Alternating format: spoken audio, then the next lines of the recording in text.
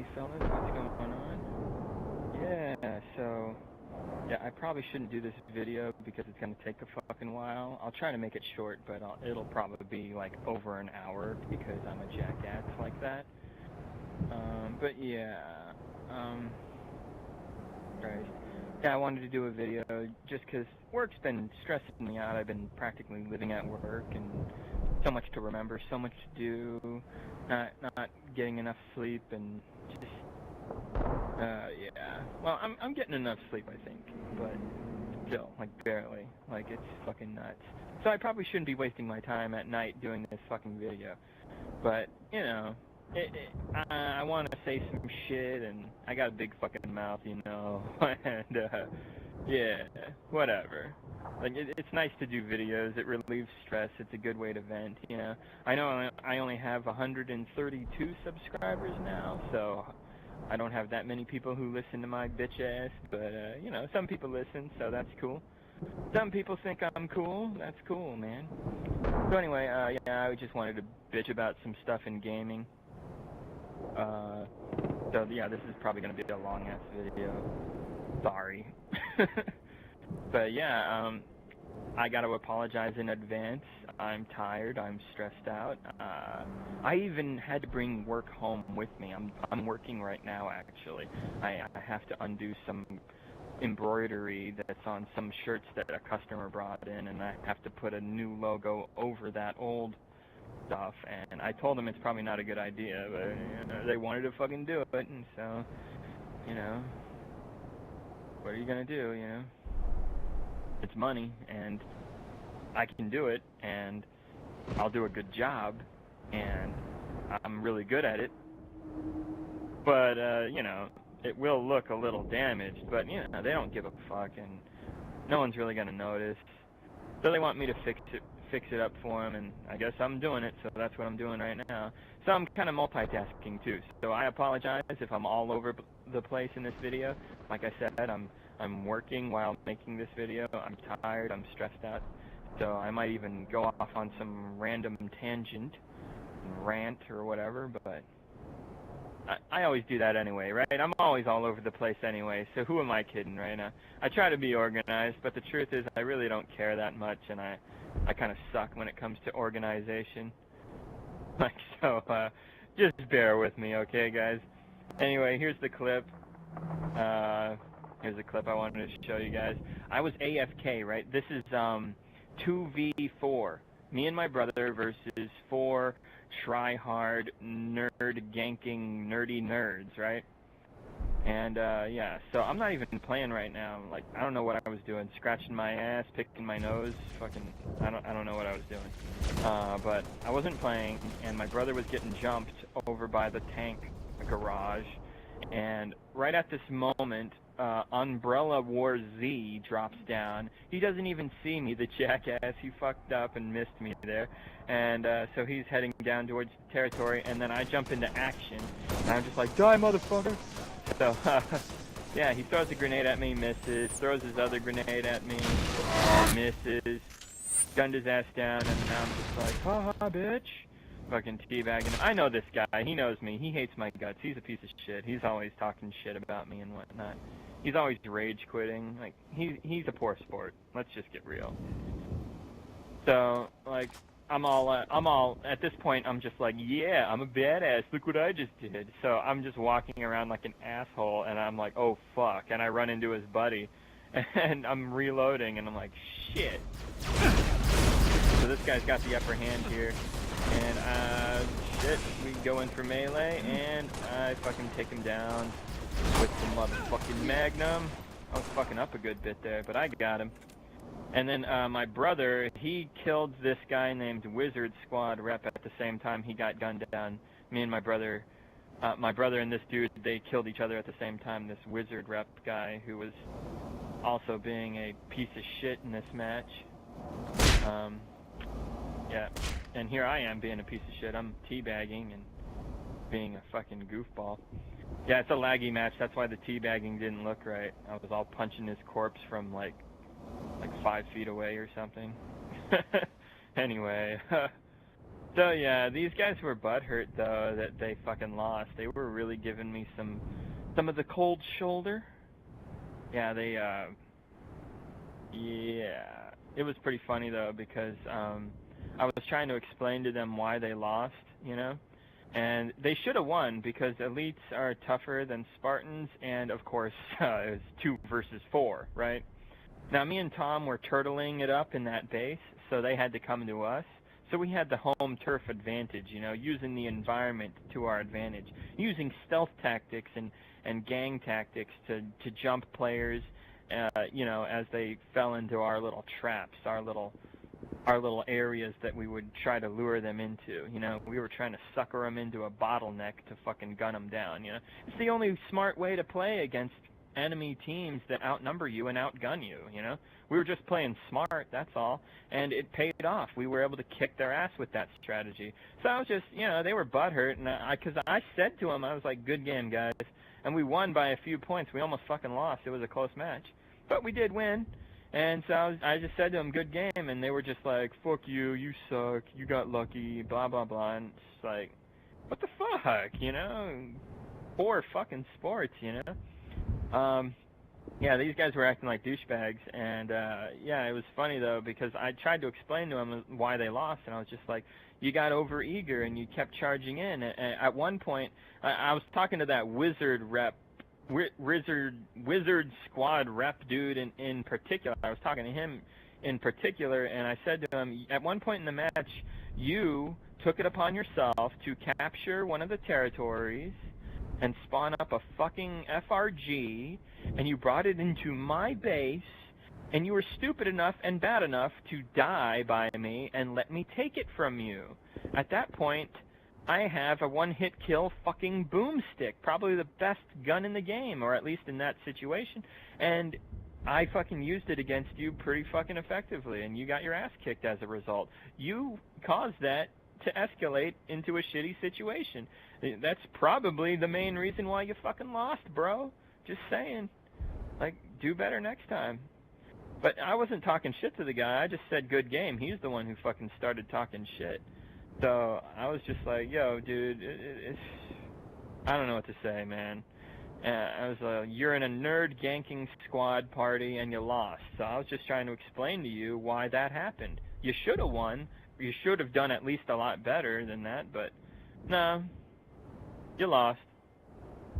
And it's largely due to your own fuck-ups, you know, just saying, you know, it happens. We all have our bad games. We all screw up sometimes. We all sometimes underestimate our opponents and screw up, you know, and that's probably what happened. I'm just saying.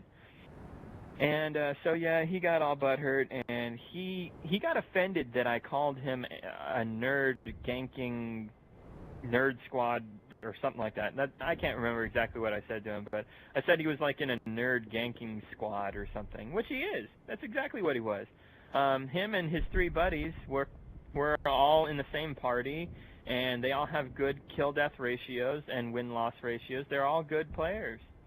They all know each other. They all partied up together specifically to beat the shit out of people in this playlist. Like, obviously they assembled a little miniature Avengers or Justice League there, you know what I'm saying? Like, obviously they're not used to losing, and they fucking lost to, you know, just some dude and his brother, you know? Like, I'm pretty fucking good, but my brother, he's pretty average, honestly. He doesn't play as much as I do, and he's not as good as I am. And they're definitely better than he is, you know? So, how did we win? Well, we were smart, you know? We used turtle tactics. We used stealth, you know? Anyway, so, yeah, it was funny, though, because he got butthurt that I called him a nerd, and he was just like, you were calling me the nerd? And apparently this guy knows me from YouTube, and he says, look at your fucking YouTube channel, and you're calling me a nerd? You're the fucking nerd. And I was just like, dude, I never said I wasn't a nerd. I was just saying that you're in a nerd gank squad, alright? Chill out. Like, we're both nerds. We're both playing Halo Reach, dude. Come on. Like, chill out. But I just find it hilarious because he got offended by that, and it's like, he's implying that he's not a nerd. It's like, really? Your fucking gamer tag is wizard, dude. Your gamer tag is wizard. Like, what? What the fuck? Anyway, so that was fucking funny. So I just figured I'd tell you guys about that because I thought that shit was ridiculous.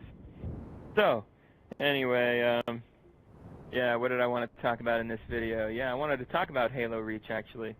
I got some thoughts on Halo, some Halo news for you. And of course, it's bad news. Yeah, there's like hardly any good news regarding Halo anymore. Like, it's rare when something nice happens for Halo now that 343 and Microsoft, which are basically the same thing, are in charge, and all they do is milk and bilk this franchise for what's fucking left of it. Yeah, pretty shitty. But anyway, I want to talk about Reach. I want to talk about the Reach Invasion playlist in particular. About a month ago, I did a video trash-talking Black Ops 4, and I mentioned how Halo Reach matchmaking's playlist Invasion is kind of dead, you know? Like about a month ago, it was pretty hard to find matches, but I was still able to find matches, you know? It was still somewhat enjoyable. Well, guess what? I hopped on around the time of Thanksgiving. I tried to play the game on and off during that time frame for about 3 different days, something like that. I can't remember exactly. And yeah, sometimes I would spend an hour on this fucking game, and I would only find like 2 or 3 matches to play. So yeah, I'm serious. It took like 15 to 20 minutes to find a match a lot of the time. It was ridiculous. Like, yeah, I'm serious, guys. Spending more time looking for games than actually playing the fucking game, you know? So that's never really happened to me before with the Invasion playlist. Like I said, it's been pretty bad for the past year or two in terms of popularity. There usually only be about 100 to 200 players during prime time that are searching. But nowadays, fuck, dude. And I live in Texas, and I get online at about 8 or 9 to play this fucking game.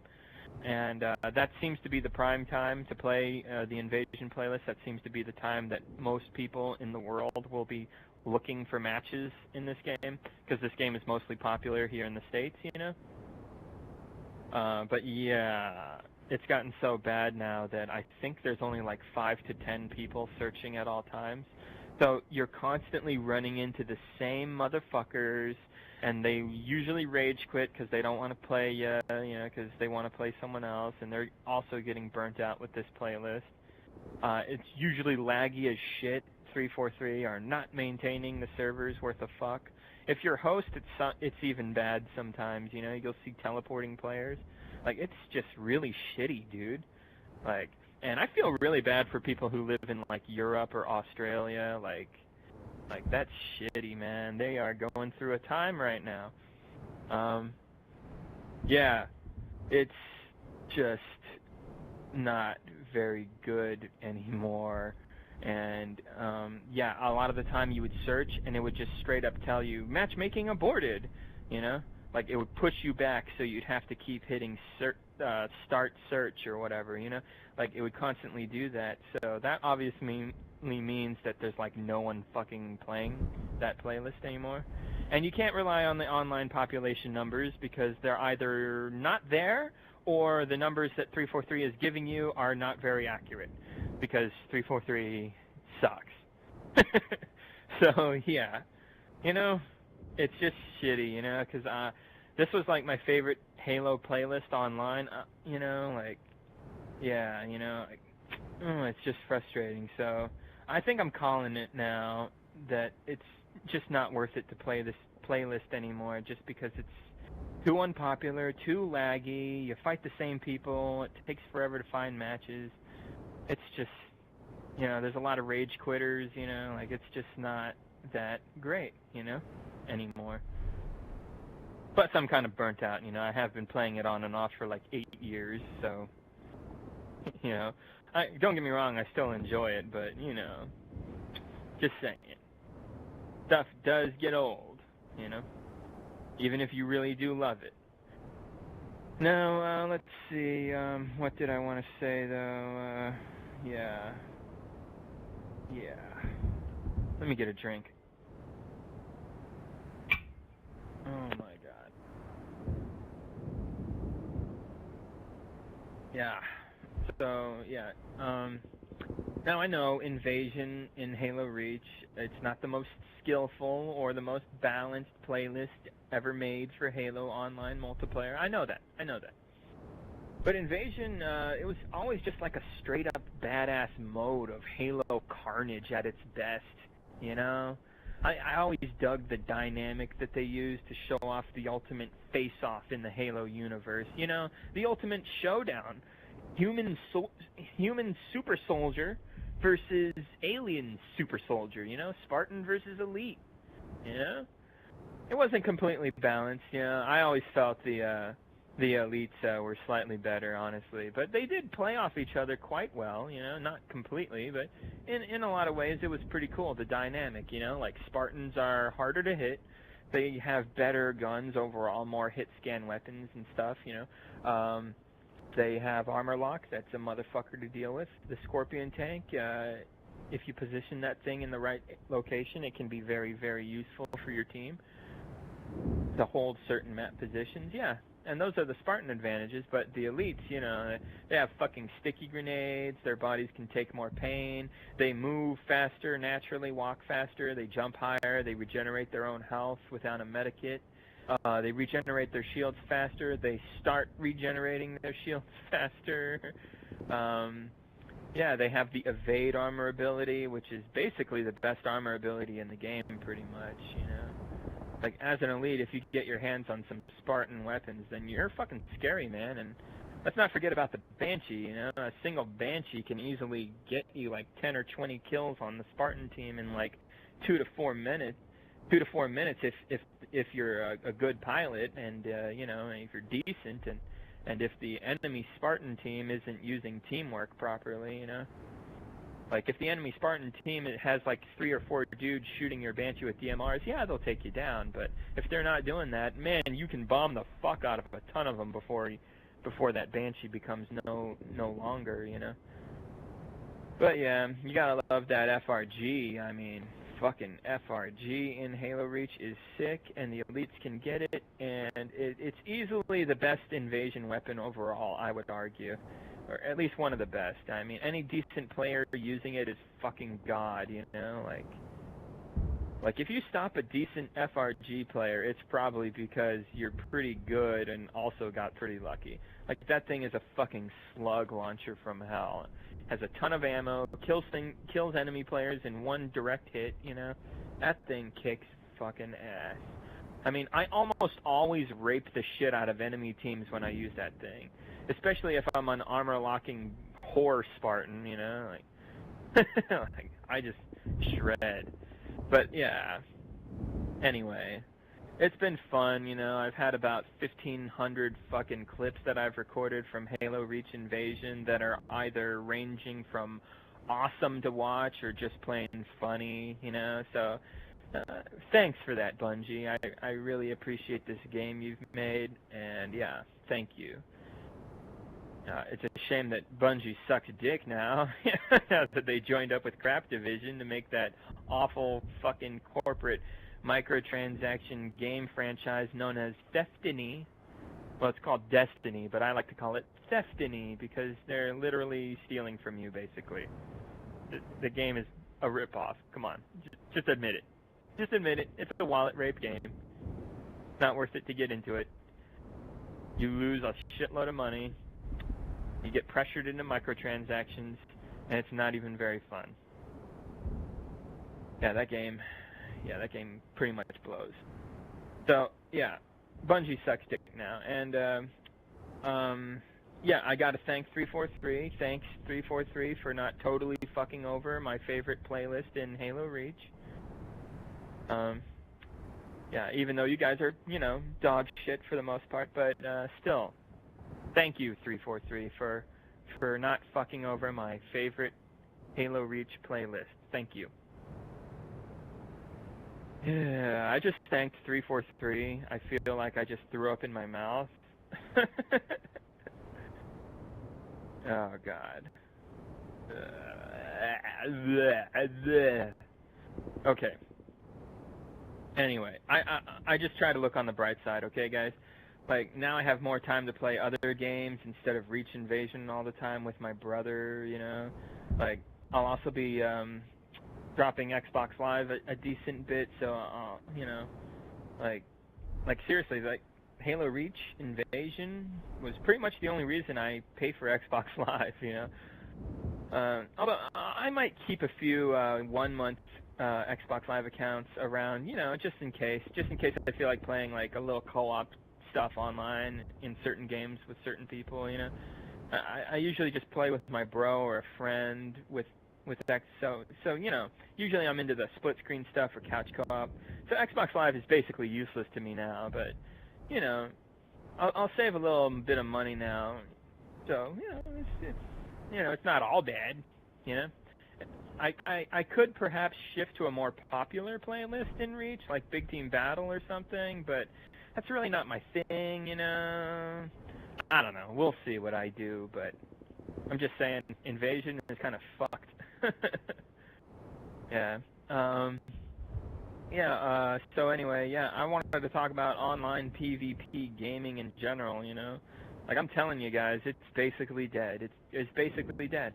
Online multiplayer PvP gaming is basically dead. Seriously. Like, the better games are too unpopular now to find matches in a lot of the time. Not all the time, but, you know, my point is that the best games to play online, like fucking StarCraft, Age of Empires, Halo 3, Halo Reach, you know, like, not that many people are into it. Like, you can still find matches in those games in certain modes and whatnot, depending, but, you know, it's not like they're updating them or keeping the servers in tip-top shape, you know, and these are all a bunch of old games that you've already played, so that kind of sucks, you know. And the thing is, the new games, you know, like what's popular now, it's just, oh god, it's noob-friendly, randomized battles, microtransaction dog shit that's just filled with lies and glitches and many other annoying things that are pretty fucking stupid, honestly. Like, a lot of titles are simply rushed and unfinished products too, you know, like, just fuck that shit, you know? Like, I'm looking at you, newer COD games. I'm looking at you, newer Battlefield games. I'm looking at you, Overwatch. I'm looking at you, Rainbow Six. I'm looking at you, Destiny. You know, like, you games are microtransaction games with noob-friendly gameplay and randomized firefights where luck is a huge factor. The skill gap is just so fucking low on these games that you just can't even take them seriously at all, pretty much. It's just, like, on a competitive level, you really can't take them very seriously. The lack of content is also pretty glaring, you know? I remember when these kinds of games had fully fledged single-player campaigns. I remember that, guys? Yeah, you remember that? Sometimes the campaigns were pretty badass, too. Yeah, you remember that being a thing? Yeah, you don't see that as much anymore. Or they were at least decent enough, you know, so decent enough for you to afford going back and having a few playthroughs, you know? Like, remember that? That was nice. I thought that was nice. But yeah, what was I gonna say? Yeah, those things I mentioned though, those are large reasons why online multiplayer PvP gaming is pretty shitty now. So, just saying, the result is a gaming experience that's worse than what you've seen in the past. So why bother with this new shit? You know, like, well, some co-op games are still decent to play online, though. You know, like playing with a buddy, playing some you know, co-op game. I don't know, like Resident Evil 5 or something. That game's not that great, but you know, like it's just a fun game to chill out with a buddy and fuck around in. You know, something like that. You know, that's okay to be playing online. You can have some fun there, but the PvP stuff is basically dead now. You know, like, the online multiplayer PvP competitive gaming scene it's so shitty, it's not worth getting into now. Like, it was never perfect, not even close. It's always been pretty shitty, but now it's basically a bad joke, honestly. So, like, I understand the draw. You know, you want to be able to play against anyone you want, anytime you want. You know, that's what's nice about online gaming. Oh, your friends are out of town and you want to play video games with them, but you can't? Well, maybe they can play with you online, or maybe you can just meet some strangers and play with them, you know? That's the whole draw to online gaming, and that's great and everything, but there's just so many flaws now, you know? Like I said, these noob-friendly microtransaction games that are just trash are what's popular, you know? Like, just shitty. But anyway, yeah, let's talk about Halo Infinite. I might talk about that shitty multiplayer gaming again in this video later on, but for now, let's talk about Halo Infinite. Word is that the single player for Halo Infinite will launch in 2019, and then the multiplayer for the game will launch later on in 2020, possibly. This is what they're saying might be a thing. So if this does happen, okay, let's talk about that. This is what I think. That's a pretty fucking rotten thing to do that they're trying to pull here. Like, I don't trust 343. Not really. So, yeah. I think this is if they're going to do something like this, I think it's a real dirty fucking move, you know? Honestly, you gotta give 343 mad props for being this dirty and sneaky about Halo Infinite, you know? Like, this is some truly evil genius type shit they're trying to pull here. Okay, I lied. It's not that smart, actually. Like, Red Dead Redemption 2 is doing it right now, point of fact. Yeah. 343 might just be copy and pasting that business model. Now, are you guys confused right now? Let me explain. Okay, hear me out. In today's gaming world right now, there's a good bit of hate towards companies who want to dick your wallet over with microtransaction buttfuckery, okay? That is a thing, alright? Now, so companies are always trying to come up with new ways to fuck you over and take your money without you even noticing a lot of the time, you know? That's what they're banking off of. That's what they're hoping for. And, yeah, once gamers bitch about it enough, then they try to find some other dirty way to cash in, right? Yeah, typical fucking dickhead business move, you know? Greedy bullshit at its best. So, how is Red Dead 2 doing it? Well, they first released the single-player mode only, right? They showed off some flashy visuals, put in some realism stuff like shaving, bathing, and hunting. Kind of fucking boring and grindy, actually, but you can still appreciate the slaving that went down to make such a big fucking game. It's not perfect and has glitches, but guess what? It was super hyped up to be Game of the Year award, Oscar bait type shit for gamers, and it launched with just the single player mode, which does not have those pesky microtransactions that we all hate so much because, you know, they're fucking terrible. It's evil, greedy horseshit, you know? Anyway, this makes a lot of critical gamers think that the game is a godsend, you know?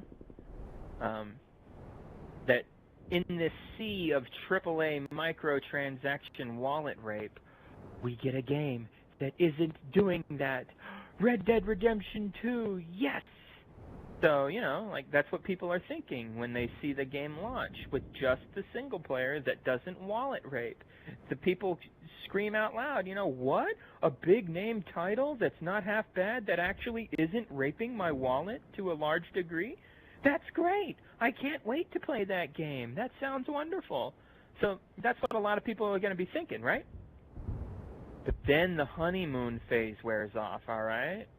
After every critic and paid critic shill type asshole has given the game an 8 or a 9 or a 10, you know, that's when they fuck you, okay? That's when they fuck you. Once that's over with, now it's time for the multiplayer mode that's very lackluster, actually, which has bullshit microtransactions.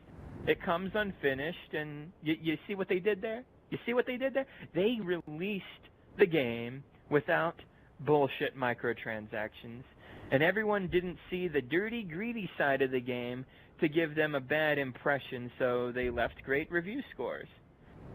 Once all the reviews are set in stone, the full game finally comes out, and it's not so fucking pretty. You know, not everybody falls for this shit. I didn't fall for it, but a lot of people do, you know. It's typical business marketing. You make something look greater than it really is, you know. Anyway, newcomers will see the great review scores and think, you know, hey, this game is pretty much perfect. I can't wait to get into it. And then they get into it, and they get into the meat and bones of the game, and it becomes clear it's not that great, actually. So you see how this kind of business model is fucking dirty?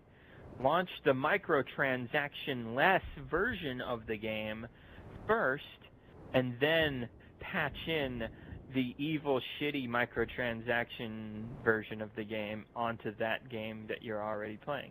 You know? So see, that's something they like to do now, apparently.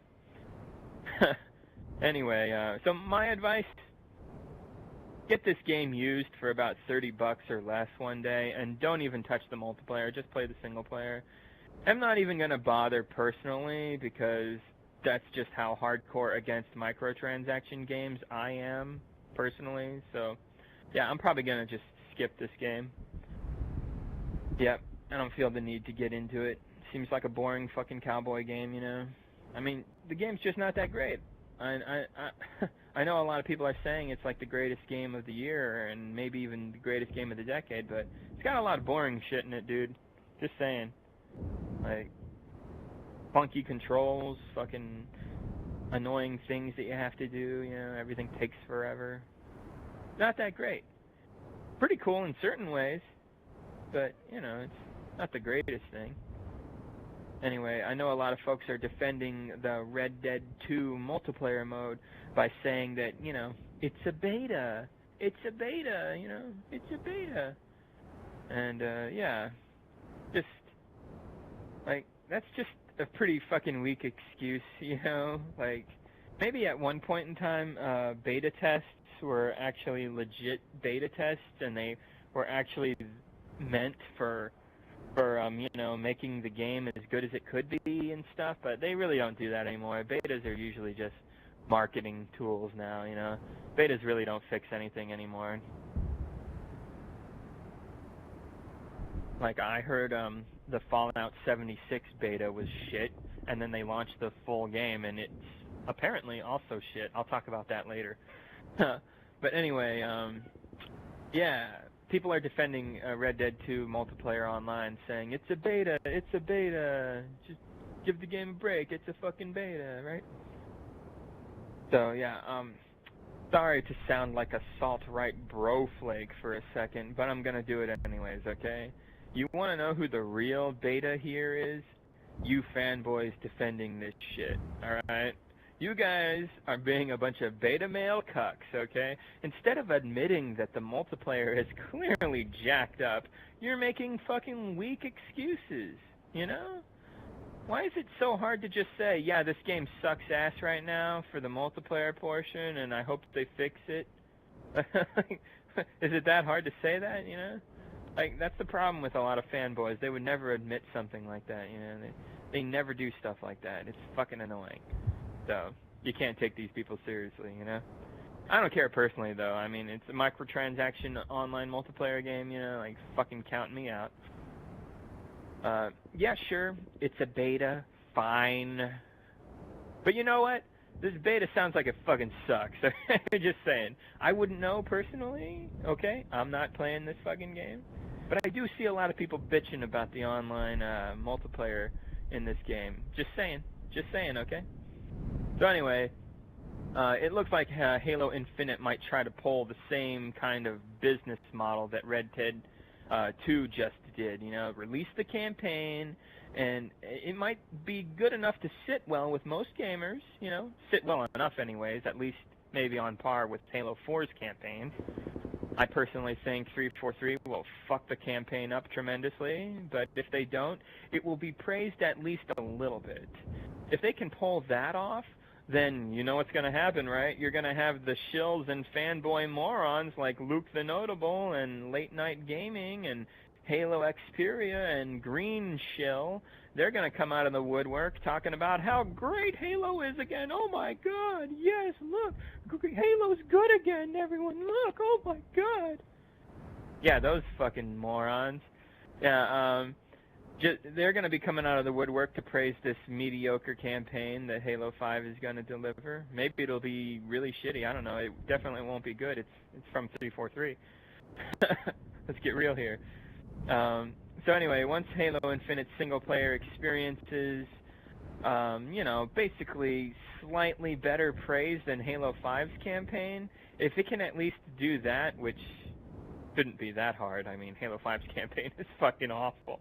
But if Halo Infinite's campaign is at least a little bit better than Halo 5's campaign, that's going to get enough morons back into the Halo fold, okay? And then that's when 343 will hook them, and then BAM! That's when they'll hit those dumb bitches over the head with the bullshitty microtransaction-based, online-only, generic horseshit first-person shooter multiplayer mode, okay? That's... yeah.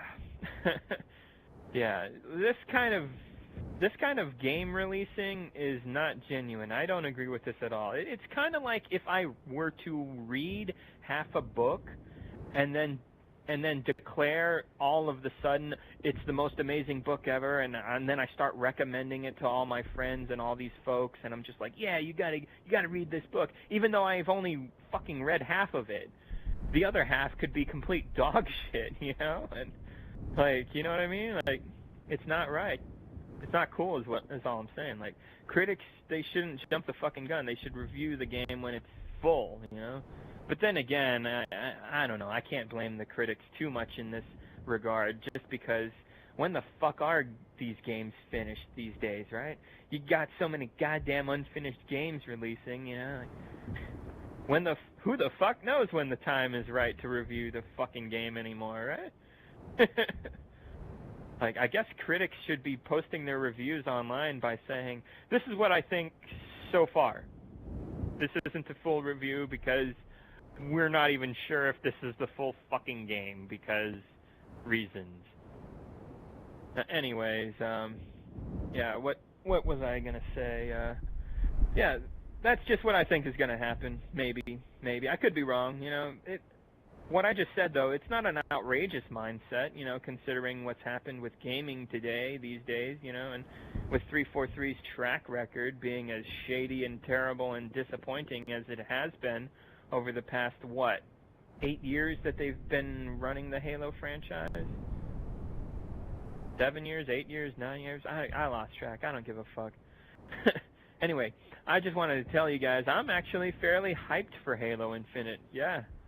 I'm so hyped to not get this game. Like, some people are calling me obsessed with making fun of 343, and, yeah, maybe they got a point, kind of, but, you know, what's wrong with that? You know, what's wrong with that? Calling them out whenever they fuck up and fuck over the franchise and the fan base, what's wrong with that, you know? When they make a fucking mistake, I address it. When they do something wrong on purpose, I address it, you know? When they make a fucking decision, I address it, you know, if I find out about it. Like, but, you know, I'll praise them when it's warranted, too, you know, I'll praise them. I'm a fair guy. I gave 343 and Microsoft some props for making Halo Reach and Halo 3 map packs free to download a little while ago, you know, like, that was cool. That was a cool thing they did. Man, I really don't feel right whenever I compliment 343. But yeah, it is fun to make fun of 343 and watch the fanboys rage from time to time, but honestly, it's not really an obsession, okay? I'm just a guy pointing out flaws in my favorite franchise. That's all. No need to call me names and stuff just because I use my brain and I think a lot about why things in the Halo franchise are lazy, poorly thought out, poorly executed, etc., etc.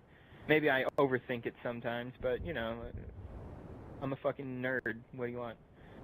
But yeah, I'm sure Halo Infinite microtransaction bullshit will sell a few million, you know, sell to a few million morons at least. You know, you have your.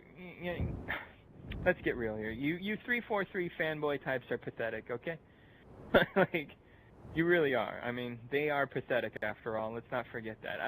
I could sell you fucking morons sand in the desert if you thought that the sand was given to me by Frank O'Connor or something, okay? Like, or Cranky O'Connor, as I like to call him.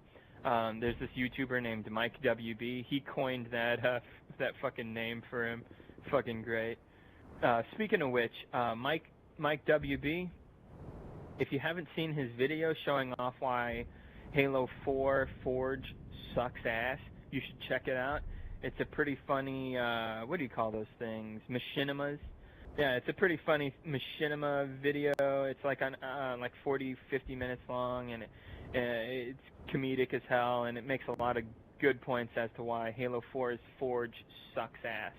So, yeah, go check that video out if you haven't seen it. It's great. So, yeah, now I'm pretty much done talking about Halo. So if that's all you came here for, then you might want to fucking leave now, because now I'm going to talk about other gaming-related stuff. Okay? So, yeah, let me get a fucking drink real quick. Damn, this video is going to be fucking long. My God. What am I doing?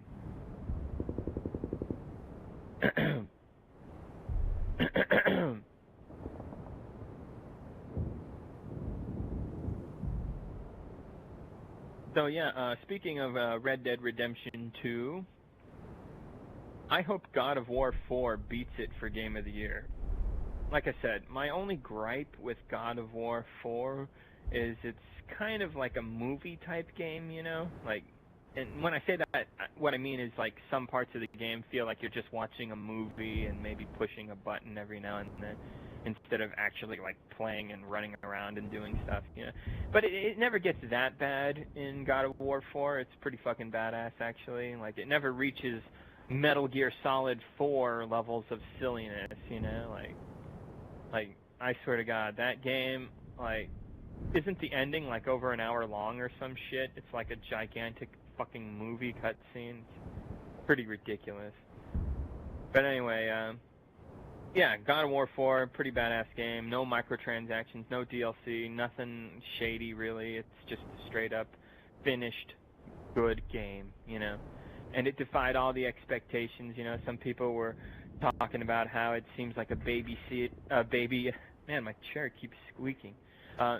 It's a babysitter simulator. They didn't like the over-the-shoulder style gameplay instead of that, you know, Ninja Gaiden, Dante's Inferno, Darksiders, Bayonetta, Devil May Cry style gameplay, you know.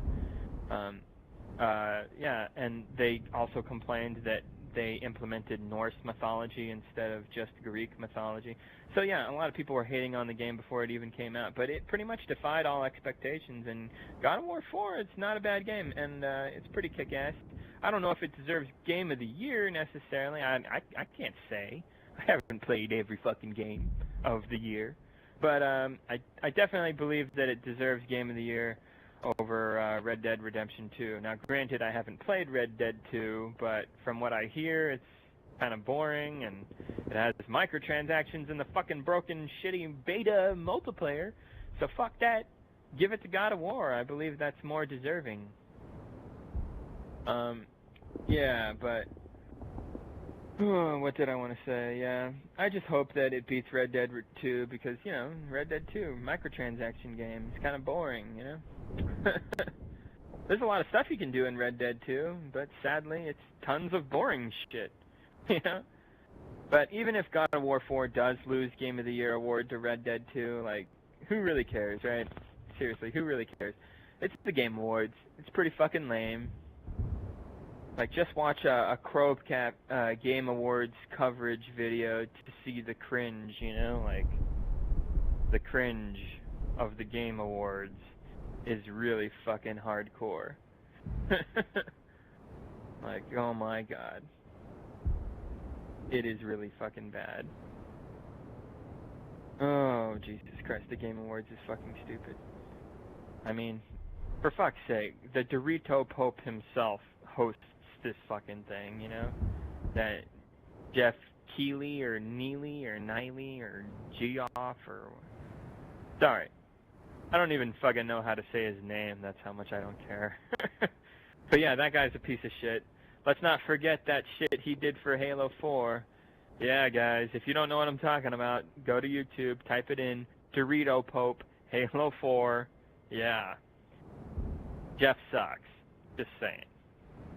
Anyway, Resident Evil 2, the remake. Let's talk about that. It's looking kind of cool. I actually think it might be kind of a cool game.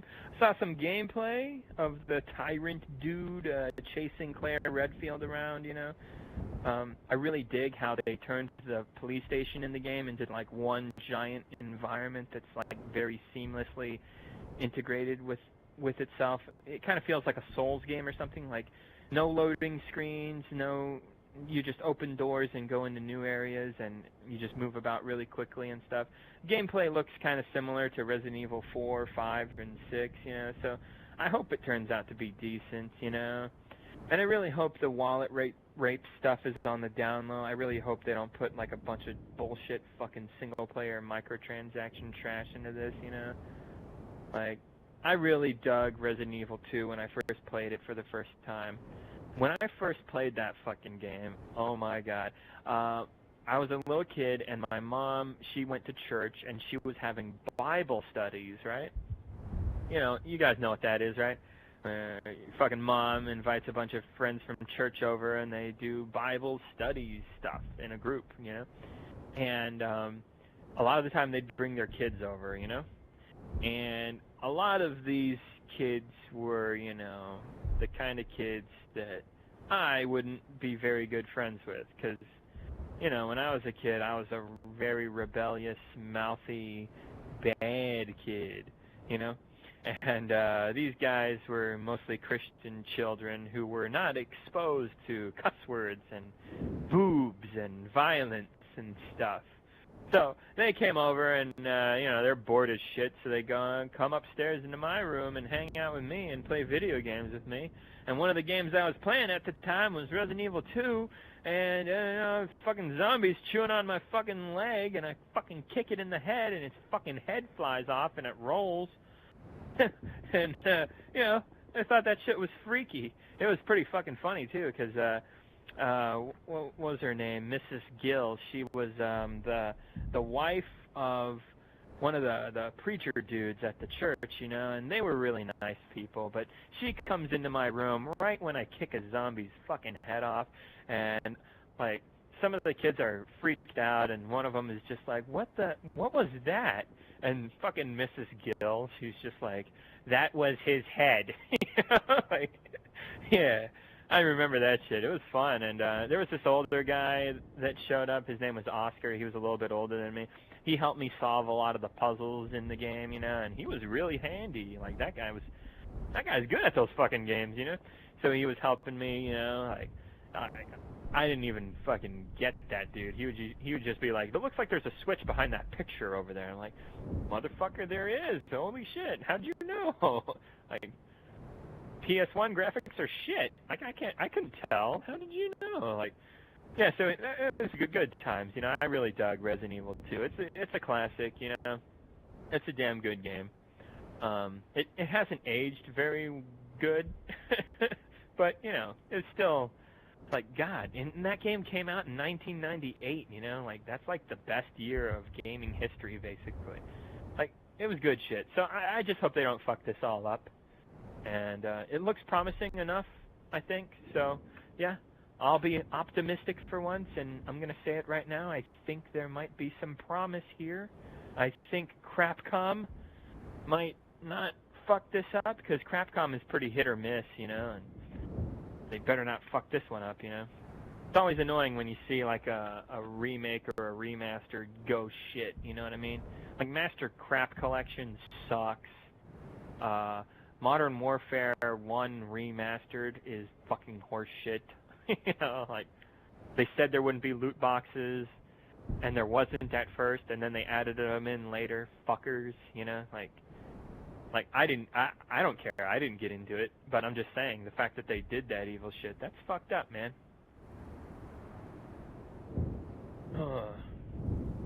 Fucking dicks. So anyway, yeah. What was I gonna say? Yeah. Fallout 76. Yeah. I want to talk about that. It's turning out to be like the most hated big name title of the holiday season. I swear to God, like pretty crazy how much hate that game is getting. Yeah, it seems like it's gonna be the most hated game of the holiday season. I really feel like it's heading in that direction, at least. Possibly more hated than games like Call of Duty Black Ops 4 and Assfield 5, which are super evil microtransaction games created by some of the biggest dickheads in the gaming world, you know? Like Black Ops 4 removed the fucking campaign, so it's an online-only microtransaction game. It's 100% online now. The franchise was already getting pretty shitty these days, but it just got worse with Black Ops 4, you know? They do have some stupid fucking, like, tutorial single-player mode for Black Ops 4, basically. But it's fucking lazy as fuck. It's not a real campaign. It's a fucking joke. And you can't even play that offline. Are you fucking kidding me? The whole game is online only. Jesus fucking Christ. Whatever. And then there's also Assfield 5, you know. It has microtransactions, but I heard to save face they didn't launch the game with microtransactions, but they'll add them later or something. So, yeah, that's what I heard. I don't know if that's true, but that's what I heard. And if that's true, then that's pretty fucking dirty, you know? It's another one of those dirty fucking business moves that these asshole gaming corporations do. You know, they hook the players by acting like they won't rape you with microtransactions, and then when you're not looking, bam, fucking pull your pants down and slap your ass with microtransactions, you know? Like I fucking bet you that EA pulls some bullshit like that, you know? Oh well. Microtransaction details that I may or may not know all too well about regarding this game aside, EA's big name titles tend to be meh or shit. You know, that's the truth. So since that's how it usually is anyways, I don't really give a fuck about this game, you know? Not me, that's for sure. So I won't be getting Assfield 5, okay? But of course there's also the sexist gamers out there who are upset with the game, you know? Can't forget them. There's a good chunk of those women-hating assholes, apparently. Oh, and before you go off on another 30-minute drunken rant about me again, GLL, okay? Just remember, I never said all gamers are sexist. I said that some gamers are sexist. I said that sexist gamers are out there. I said that sexist gamers are making a thing about Last of Us 2 because you can play as a female with homosexual characteristics. Okay? That's what I said. Big fucking difference. That's what I said just now.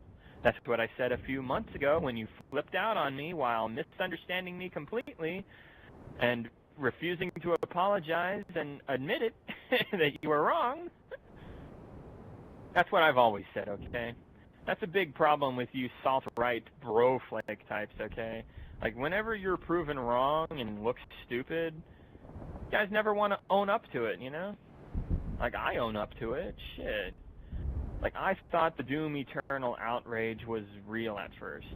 You know, like, what that is there was the Doom Eternal gameplay trailer had some joke about calling demons, you know, like mortally challenged or some stupid shit like that. It was just a dumb fucking joke. And apparently, a bunch of SJWs got super triggered and got really angry about that joke and deemed the game evil and had to be stopped. And they wanted to talk to Bethesda and change the game or get the game shut down. And oh my God, there's so many people upset about this. That's all bullshit. Nobody fucking cared, really. Hardly anybody was upset with that joke, and nobody was demanding Bethesda get fucking fired and stop this game or anything like that, okay? It was just fucking bullshit. But I thought the outrage was real at first, you know, because everybody was saying that it was real. All the gaming channels that I was watching were like, yeah, look at that, SJW's freaking out, blah blah blah blah blah. I was just like, is that really a thing? Damn, if that's true, that's fucked up. So I assumed that maybe it was real, you know, and I just sort of went with the crowd instead of actually trying to get to the bottom of it myself by doing actual research on my own. Yeah, it turned out that I was wrong. That's what happens when you simply just believe what you're told without doing any good research, you know? Fucking hate it when that happens to me, goddammit, because now I look stupid.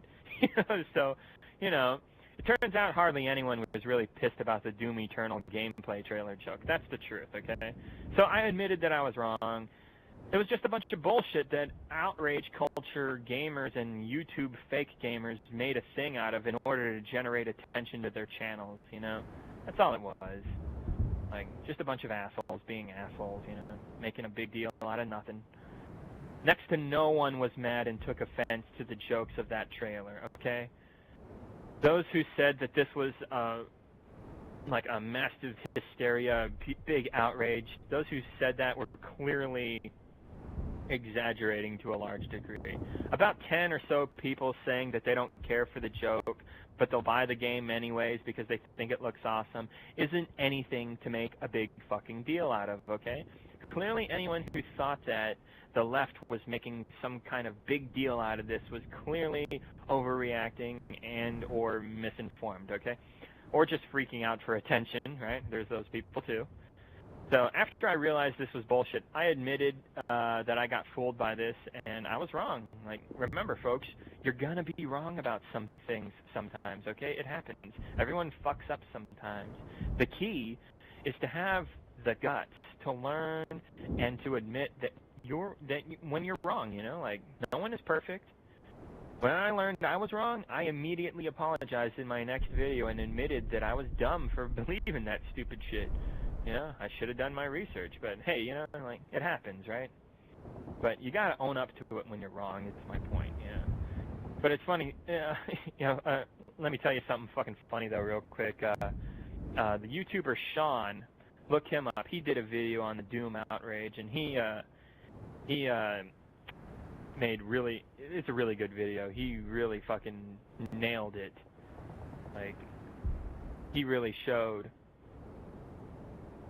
Sorry, I need a drink. He really showed that the outrage was fake. Like, it really was not a thing.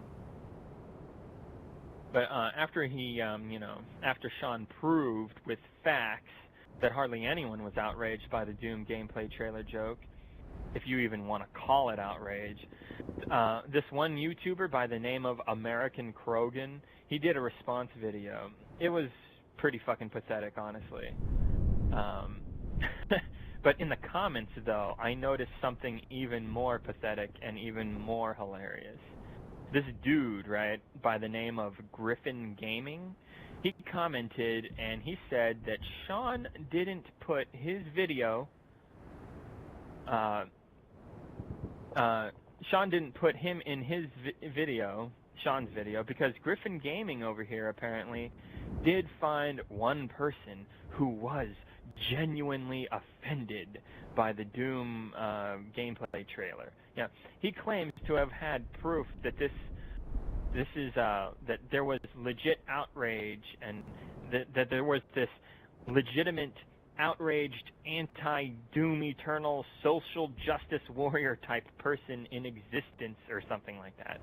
Because, you know, apparently finding something written by someone in an online comment is proof that leftist Doom haters are outnumbering everyone and they're trying to ruin this game, right? Okay. So I got some things to say about this, okay? I got a few things to say about this. Let me get a fucking drink real quick. Jesus Christ. Okay. Kid, Griffin Gaming, you clearly fucking missed the point completely, kiddo. Okay?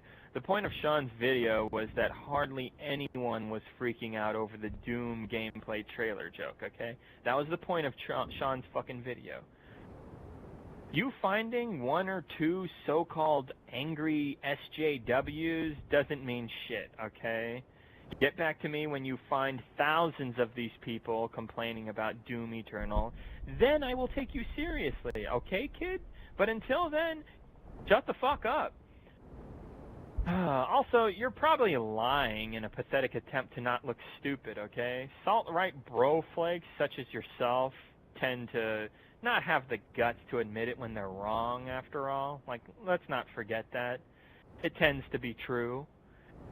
Just admit that you took this thing too far, like so many did. Just admit that you were fooled like I was. I mean, like, damn your pride to hell, okay? Just grow some balls and admit that you fucked up. Problem solved. No big deal. God, would it kill you to act human every once in a while?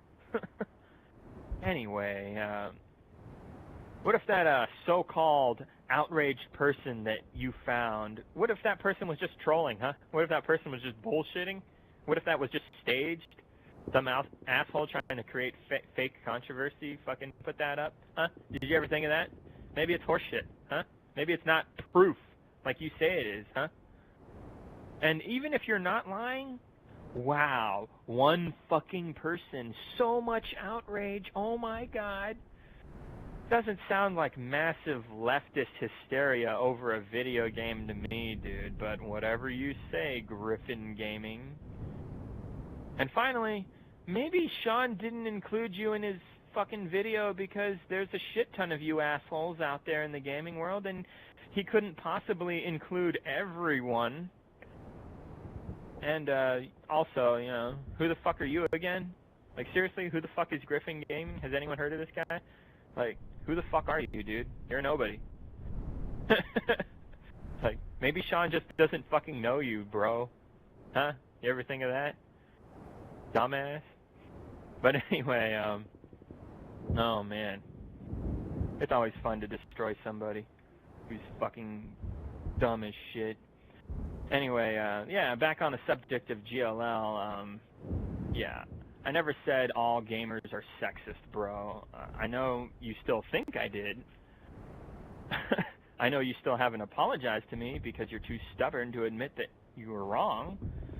I know you're kind of an insane jackass, but I never said that shit, bro.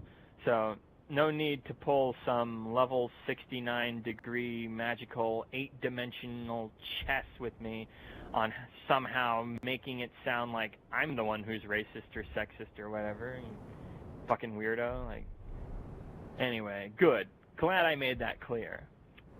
Pretty sad, you know, like, apparently I have to talk like that now because some folks are just a little fucking slow, you know? Like, I know the internet has a lot of morons, but damn, GLL. Come on, bro. Seriously. I thought I was kind of dumb, but compared to you, though, like, I'm not that bad.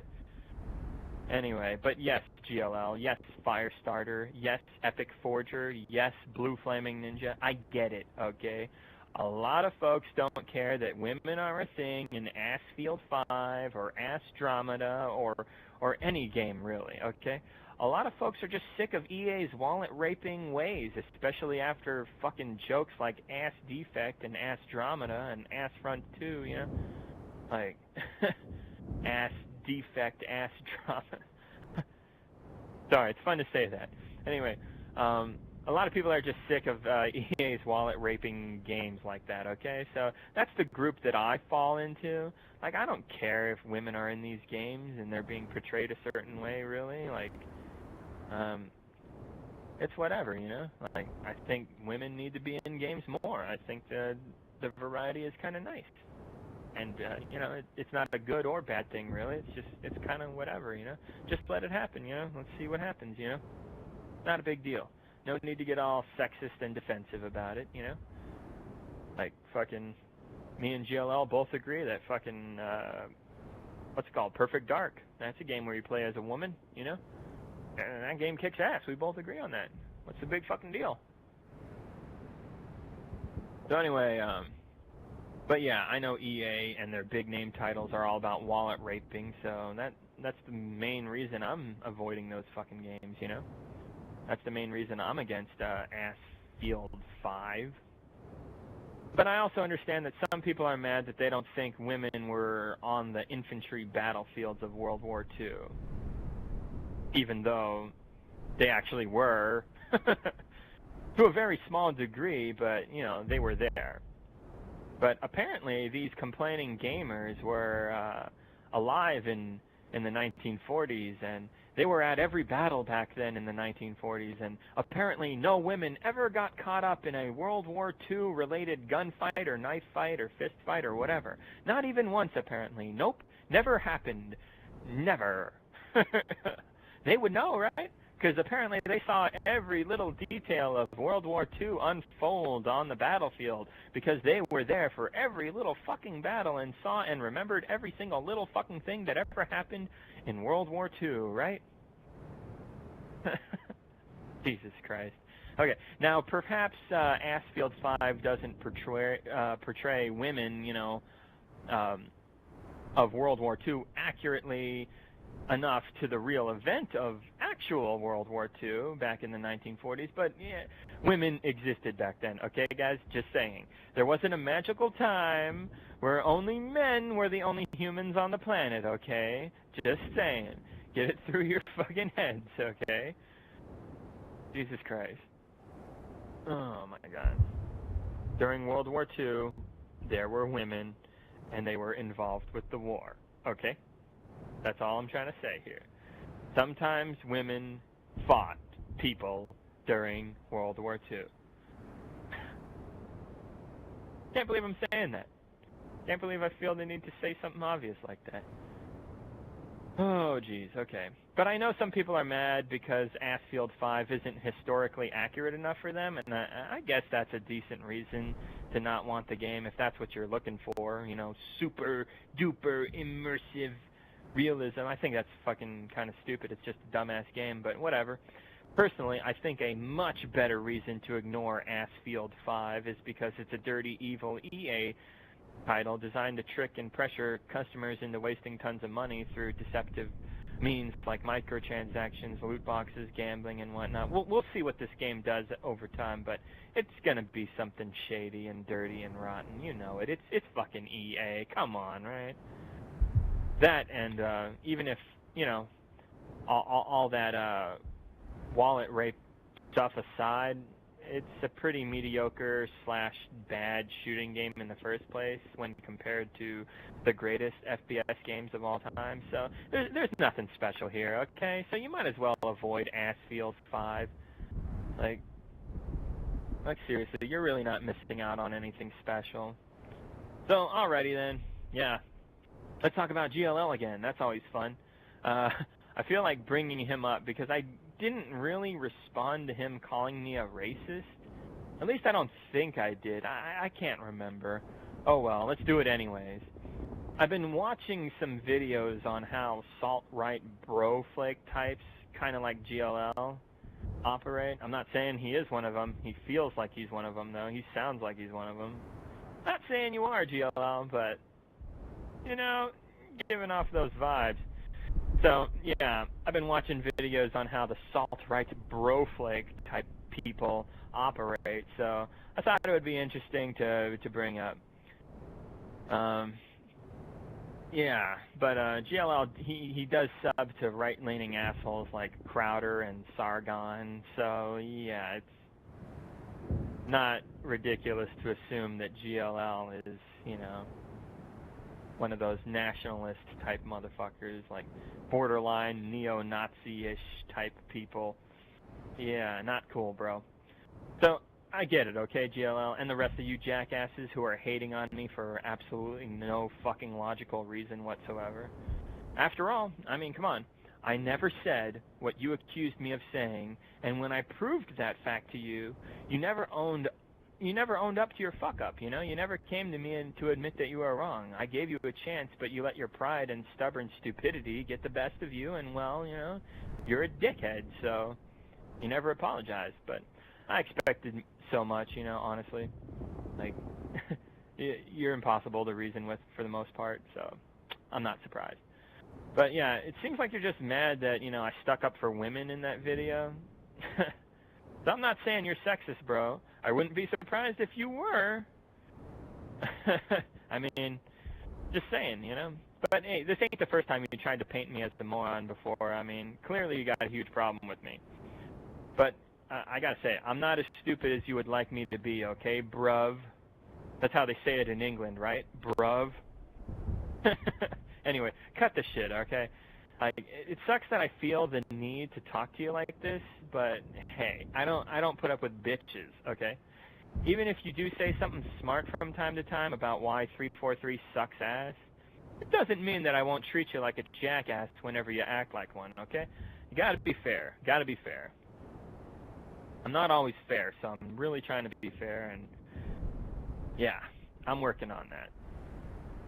So, if GLL is getting this video right now, he's probably thinking something like, no, clearly you have a huge problem with me, right? He's probably thinking something like that.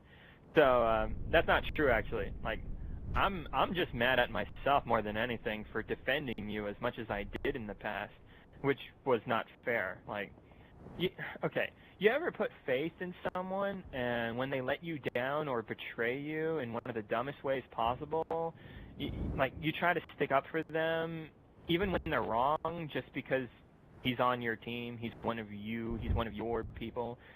In this case, the 343 trash-talking group, I have that in common with GLL. We both talk massive shit about how 343 sucks ass, and we have every right to fucking call them out whenever they fuck up. A lot of people say that we're just unreasonably hateful, and not really true. We're just really telling it like it is. Anyway, what was I saying? I was behaving like I was behaving like your average Republican these days, though. Like regardless of how much Trump fucks up, and they refuse to admit that their guy is mostly a horrible leader. The only thing Trump is really good for, honestly, is making me laugh with stupid fucking shit that he says all the time. But anyway, as in accordance to GLL, the way that relates and connects, I used to be unfair and stick up for GLL, even when I disagreed with him, Just because I really liked the things that he would say about why 343 sucks, I would give him a pass for a lot of the stupid shit that he would say and do as well. A lot of it, I fucking disagreed with, Like, it wasn't fair or the right thing to do. I was stupid. Like, what can I say? I fucked up, and I will try to not let something like that happen again. Gotta learn from my mistakes, right? I mean, that's just part of life and all that jazz. But, man, oh man, did he say some fucking stupid shit before, Like, what did he say? He said that No Man's Sky is a great game. Like, no, dude. Not. He says that sprint in Halo has absolutely no effect on the game whatsoever. And it's like, it totally does actually, bro. Like, you can't shoot while running. Players can run to the safety of their teammates a lot easier. It's harder and sometimes impossible to chase down and murder somebody if they're really good at sprinting away from you. There's lots of reasons why sprint alters the combat of Halo. Okay, GLL, like, wake the fuck up. He trash talks the microtransactions, but praises games like Ghost Recon Wildlands, and he's unlocked every achievement in Halo 5. He also plays the shit out of Gears of War 4, which is also a bullshit microtransaction game, So it's pretty hypocritical behavior to support something, that you're acting like you're against. Like, not cool, GLL. He talked trash about Luke the Notable skill level in Halo Reach, even though GLL's stats in Halo Reach are clearly worse than Luke the Notable stats in Halo Reach, Like, I'm sorry, GLL, but you don't get to tell someone how to be good at Halo when you are much worse than they are at Halo, okay? Okay? Like, don't get me wrong, Luke the Notable is a fucking tool and everything, a fanboy, a shill type person, like, he sucks. But you were wrong in that situation. Seriously, bro. Like, sorry, GLL, I know Luke the Notable sucks and everything, but he is better than you at Reach. The stats don't lie. He has a better KD, he has a better win-loss ratio, and it's fucking obvious. Oh my god. So, yeah. Wow. And GLL, he also tends to freak out on people a little too harshly and a little too much, honestly. Like he did with me. You know? But, yeah, this is a problem I also have, honestly, so I'm trying to tone it down a good bit. But no one is perfect, you know? This is just this is just stupid video game stuff that I'm always talking about so angrily all the time. So, you know, like, this is just dumbass video game shit, so we shouldn't react so angrily all the time, you know? And I have done that in the past, I'm not gonna lie, so I'm working on it. You know, it's not good to get super extreme about shit. You know what I mean? Like, you gotta remember to try to not give yourself an early heart attack, okay? I'm serious. I'm fucking serious. Anyway, my point is that GLL should, like, with GLL, I should have given GLL more shit for the times he said stupid shit, you know? Like, but I didn't, you know? I just kept my mouth shut because I liked his 343 trash talking. It wasn't right, okay? It wasn't fair. I was a stupid asshole for doing that. Once he crossed the line by not just disagreeing with me, but accusing me of saying something very fucking stupid that I didn't even fucking say, that's when I had enough, okay? You know, that's when he crossed the line, and that's when I turned on him completely. I gave him a chance to fucking apologize. He didn't fucking own up to his own stupid bullshit. I was just like, it's impossible to talk to this motherfucker, I swear to God. Pain in the ass. Like, I really like that you say things about 343 that are pretty spot on, but in a lot of other ways, you're such a fucking piece of shit. So it's just, like, I had enough. So that's why I made all those videos demolishing him to a large degree while using facts and hard proof to back up my words against him. So that's why that went down the way it did. I know I already talked about that shit a good bit, but hey, you know, like, I talked about it in the past a good bit, but whatever. Recaps are always fun for me, so whatever. So, anyways, yeah, back to GLL calling me a racist. I don't think I ever addressed that properly. Yeah, it's funny that he called me a racist for disliking Spartan Locke, you know? Like, I've been called some nasty fucking names by 343 fanboys and shit. But, like, I've never been called a racist by one of those people, so good job, GLL. Yeah, it's a pretty sad attempt by GLL to make me look like the hypocrite. I need a drink. Damn, this video is going on way too long. But yeah, it's pretty lame that, pretty pathetic, pretty sad that GLL is trying to make me out to this, to look like this hypocritical moron that he wishes I was, you know, like, see, GLL's logic is that the players that are upset with The Last of Us 2 are not sexist at all. They just want to play as Joel and not Ellie because they like Joel more, you know? Now, I'm sure GLL has a point there. I'm sure he does. But sadly, he fucks up because he takes it too far, you know? Like, based on how mad he got at me about this logic of his, I mean, come on, let's get real. Apparently, there isn't one single sexist gamer out there who's simply hating on Last of Us 2 because they have to play as Ellie. That's basically what GLL implied. Yep, I'm sure you're right, GLL. I'm sure there's not a single sexist gamer dude on the planet here, you know? Nope, not a single one. There's no such thing as sexists in the gaming world. Men who think they deserve better treatment than women are not a thing, apparently.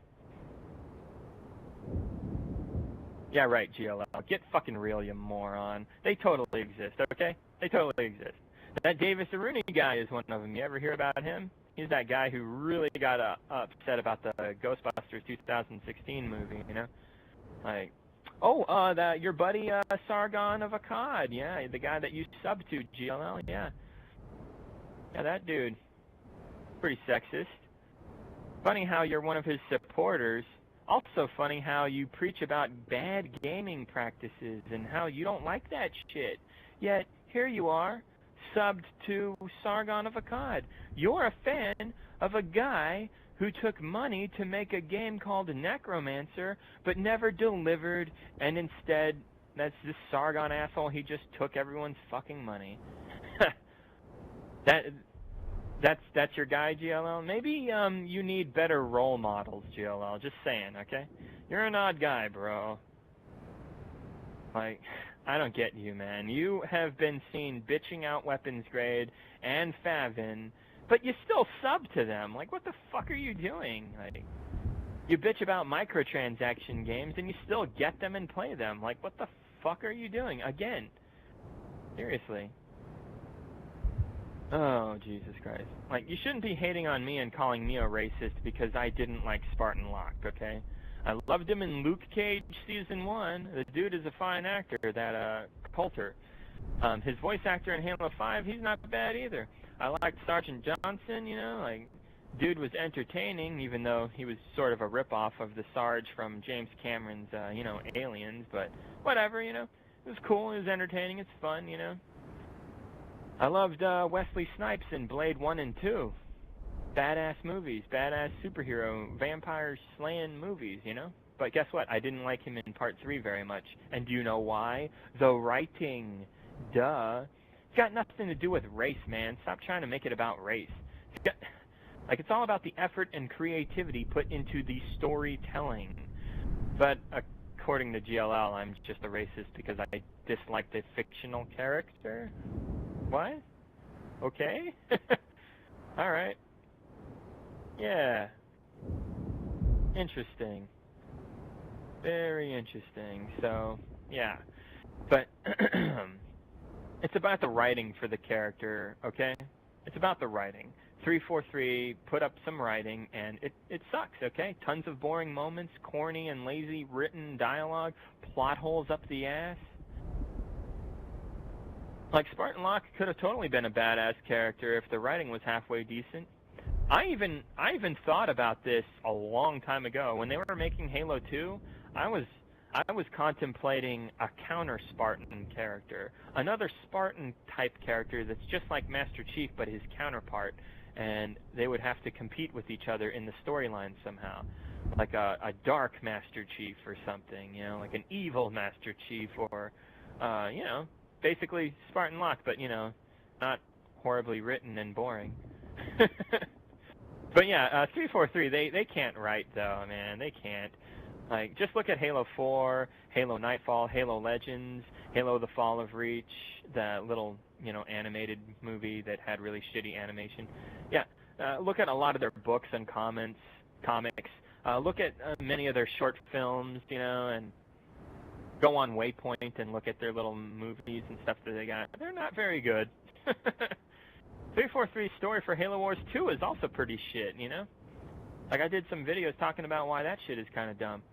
Like, so it makes perfect sense to me that Halo 5's story also blows, okay? Makes perfect sense that it sucks. Halo 4's story is probably some of the best writing that 343 has done, and Halo 4's story is pretty shit, to be honest. So, yeah, that's a thing. Oh boy.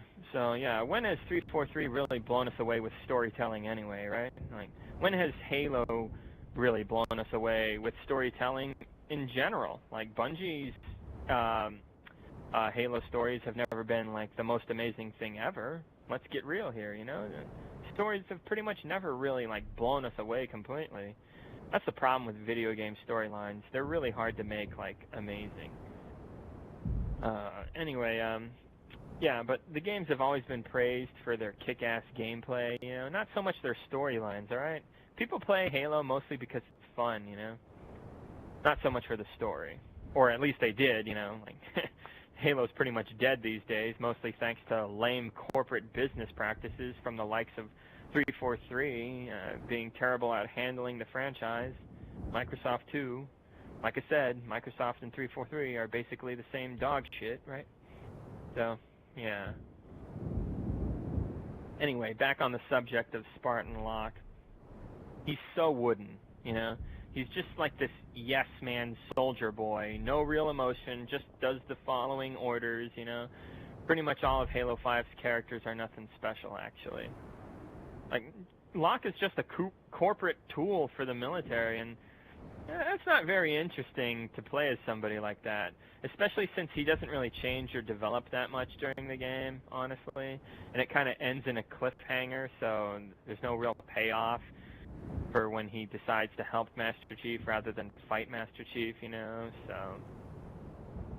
Just because I don't like the way they wrote the character doesn't mean I'm racist, okay? I'm sure there are racists who don't like the character, just like how there's racists that don't like Star Wars The Force Awakens because the trailer started off by showing a black stormtrooper in the desert. But hey, you know, everyone is different, okay, GLL? Not everyone who hates the way a certain black character is written is a racist, okay? Like I said, stop race baiting. You're not good at it. Like, pretty funny, though, that you're calling me racist when you're the one who subbed to alt-right shitbag motherfuckers like Steven Crowder, who doesn't even believe in climate change, and, of course, the frog-man poster child himself, Sargon of Akkad, that douchebag. I swear to God, GLL, if people took you, and then they took me, and decided which one was more sexist and racist, they would totally pick you, dude. They would totally pick you. Anywho, I can understand some players being a bit upset that that they were wanting to play as Joel more in Last of Us Part 2. Just because maybe they like that character more than Ellie. I can understand that, you know. But to make the insertion that absolutely no gamers are being sexist about this game is fucking stupid, okay? Sexist gamers exist, bro. Like I said, wake the fuck up, get a grip on reality.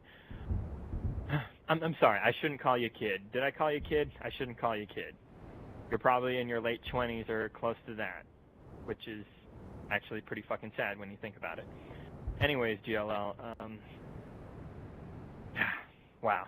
So anyway, what's funny, though, about Last of Us Part 1 is it had DLC where Ellie kisses a girl, and no one really got upset about it back then, you know? Also, the main game's storyline also hinted at a character that's probably a homosexual male, but no one really cared about it, that being a thing in Last of Us Part 1. No one made a big fucking deal about that, you know? As a matter of fact, Last of Us Part 1, that's a very loved game. It's basically hailed as the greatest PS3 game ever made, basically, you know? Or at least one of them. But now this homosexual stuff is all of a sudden a big fucking problem with Last of Us Part 2? What? People are freaking out about this kind of thing more nowadays. It's very interesting. Many of you assholes are saying that you're sure that Last of Us 2 will be great anyways, so what's your fucking problem again? If you're gonna just fanboy it up and get the game anyways? What the fuck? Interesting. Alright, anyway, a YouTuber named Destiny, he made a good point. It's funny, I thought his channel was about that terrible video game, but no, his name is just Destiny. He just has kind of a stupid sounding name. Anyway, here, let me get a drink real quick. Anyway, a YouTuber named Destiny made a good point about how many stupid gamers will respond to this sort of thing in the gaming world. He made an example. He said, if a gamer goes into a house... Hold on a sec. Okay, if a gamer goes into a house in a game and he sees pictures on the wall of a man and wife, the player will often think, oh look, just a normal happy-go-lucky family.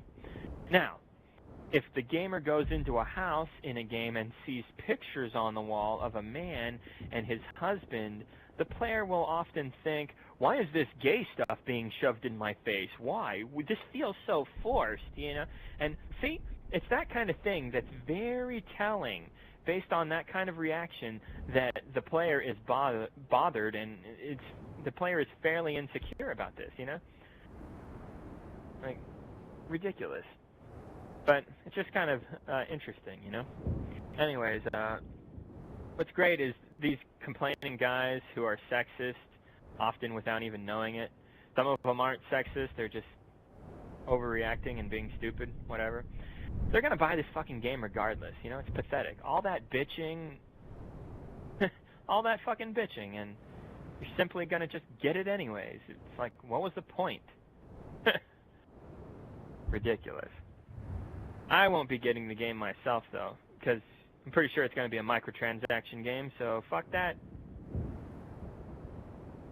And also, let's get real here. Last of Us Part 2 and Last of Us 1, what's the main thing that draws people to that game? The level of emotion that stems from the storytelling, right? That's like by far the game's biggest attraction, right?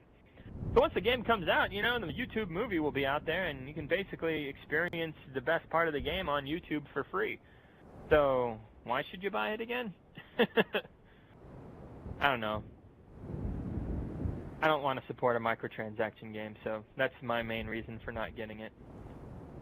But if it doesn't have totally fucked up evil microtransactions, maybe I'll consider getting it, used cheap one day, but as of right now, I have no interest in that franchise.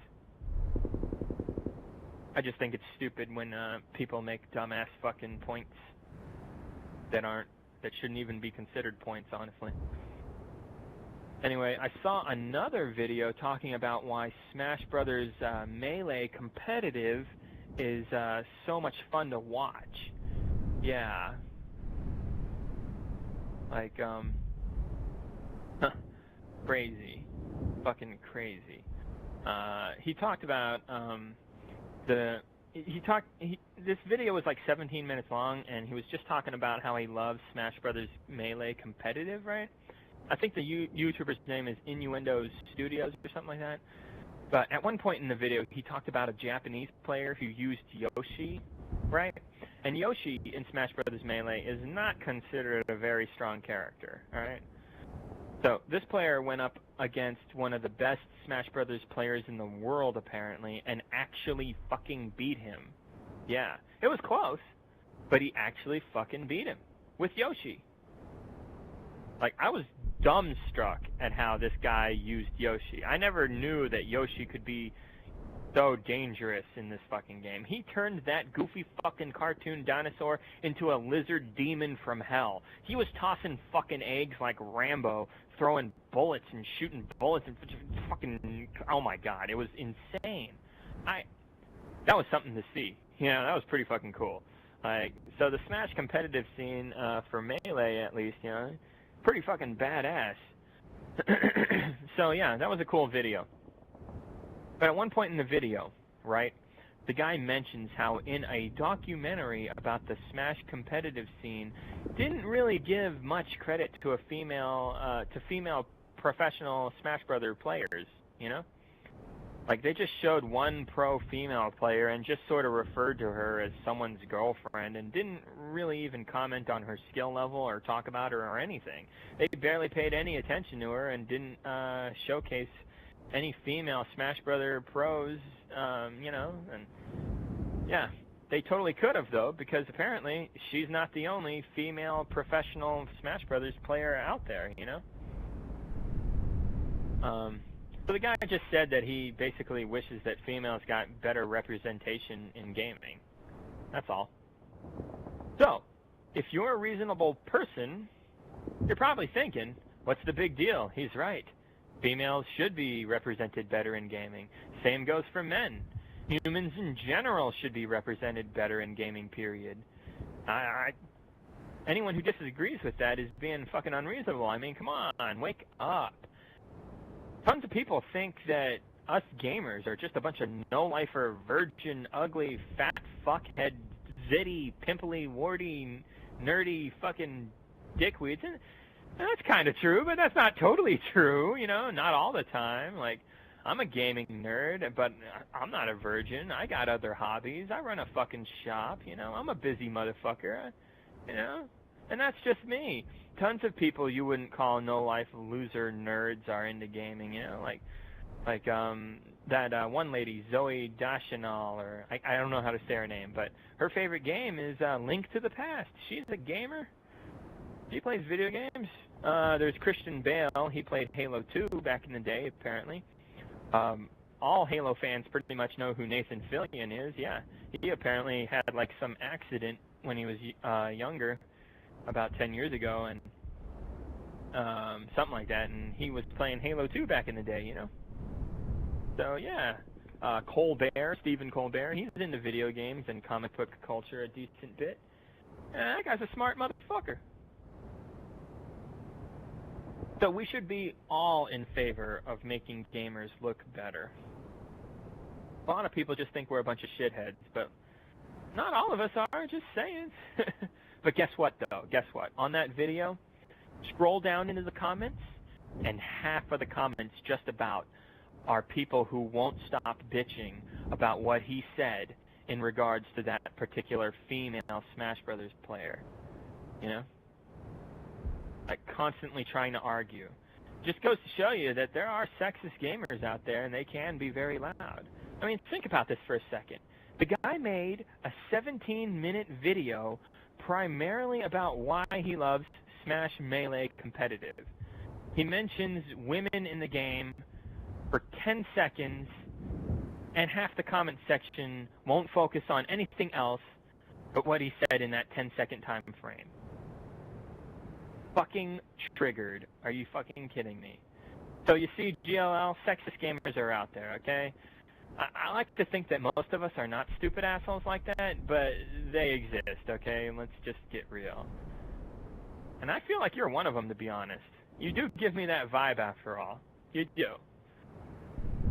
Now, I'm sure if you're watching this video right now, listening to me talk right now, your reaction, it might be, no, you're the sexist, I'm not sexist. And that's great and everything, GLL, but you always bring up the SJW stuff when talking about the new Gears 5 or Horizon Zero Dawn. So, just saying, bruv. And don't forget, you know, you're a Sargon fan too, so, yeah. It's very telling that you're probably a sexist pile of shit. And remember, I never called you a sexist. I just said that you probably are one, that's all. And if you think I'm sexist or racist, just saying, bro, you might want to look in the fucking mirror and figure out all that shit first, seeing how this really isn't an issue with me, but rather one that floats heavier around you, just saying. Just an observation I made, bro. Or should I call you bruv? No need to get mad, okay? Can I call you bruv? Or do you prefer to be called chav? Perhaps you'd be more interested in me calling you droog? That's one that I heard. I'm just fucking with you, man. Just fucking with you, okay? No need to make another fucking video about me where you get drunk and make up stuff. But if you want to, then that's fine. I don't give a shit.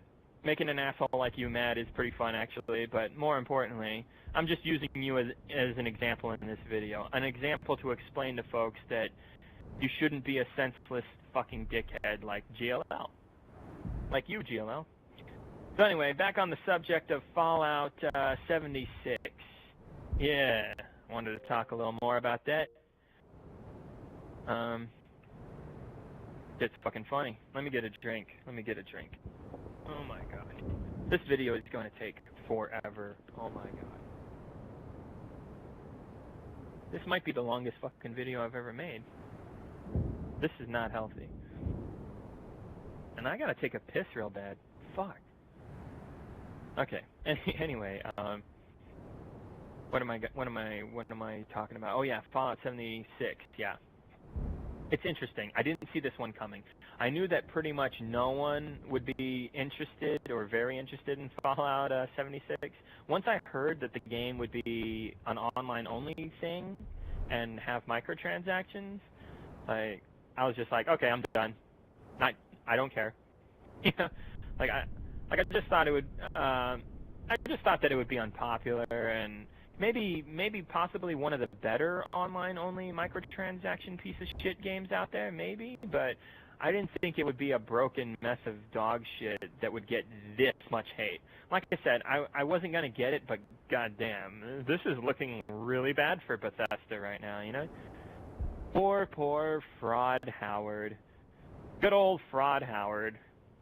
It just works, that guy, you know? Oh, man. But yeah, like I said, I didn't see this one coming, not really. They're saying the game should have waited like 6 months before launching. They said it's pretty fucking broken right now, so yeah, it sounds pretty bad. Also heard that the special edition buyers of the game or whatever, they got royally fucked on some Fallout 76 merchandise that they were supposed to get. Apparently, they were supposed to get a sweet-ass gig bag or something like that, but instead they get some fucking pathetic bitch-ass nylon fucking bag. It's for wieners, you know? It's just this really fucking cheap, shitty bag, you know? And to make matters worse, Bethesda addressed the complaints by saying, oh, well, you know, sorry, we don't have any plans to help. That's basically what they said. So, fucking Christ, is Bethesda becoming more and more garbage. I'm telling you guys, I'm telling you. The 4 Bs in the gaming world, Bungie, Bethesda, BioWare, and Blizzard. All of these companies were once doing some pretty fucking cool shit pretty much all the time. Now they do the opposite. Now they pretty much fail all of the time and hardly ever do a good job. What's even more scary is that I noticed players are starting to put their foot down against this bullshit wallet rape stuff more and more nowadays. Last year, Asphalt 2 was pretty hardcore, the backlash that game got, you know? Like it's like a Metacritic user score of like 1 out of 10, you know? Like, that's pretty bad. But this year's gamers are even more pissed off. The hatred for microtransactions wasn't just mainly aimed at EA this year like it was last year. Now it's heavily aimed at EA this time as well as Crap Division and Bethesda, you know, and a few other companies, you know.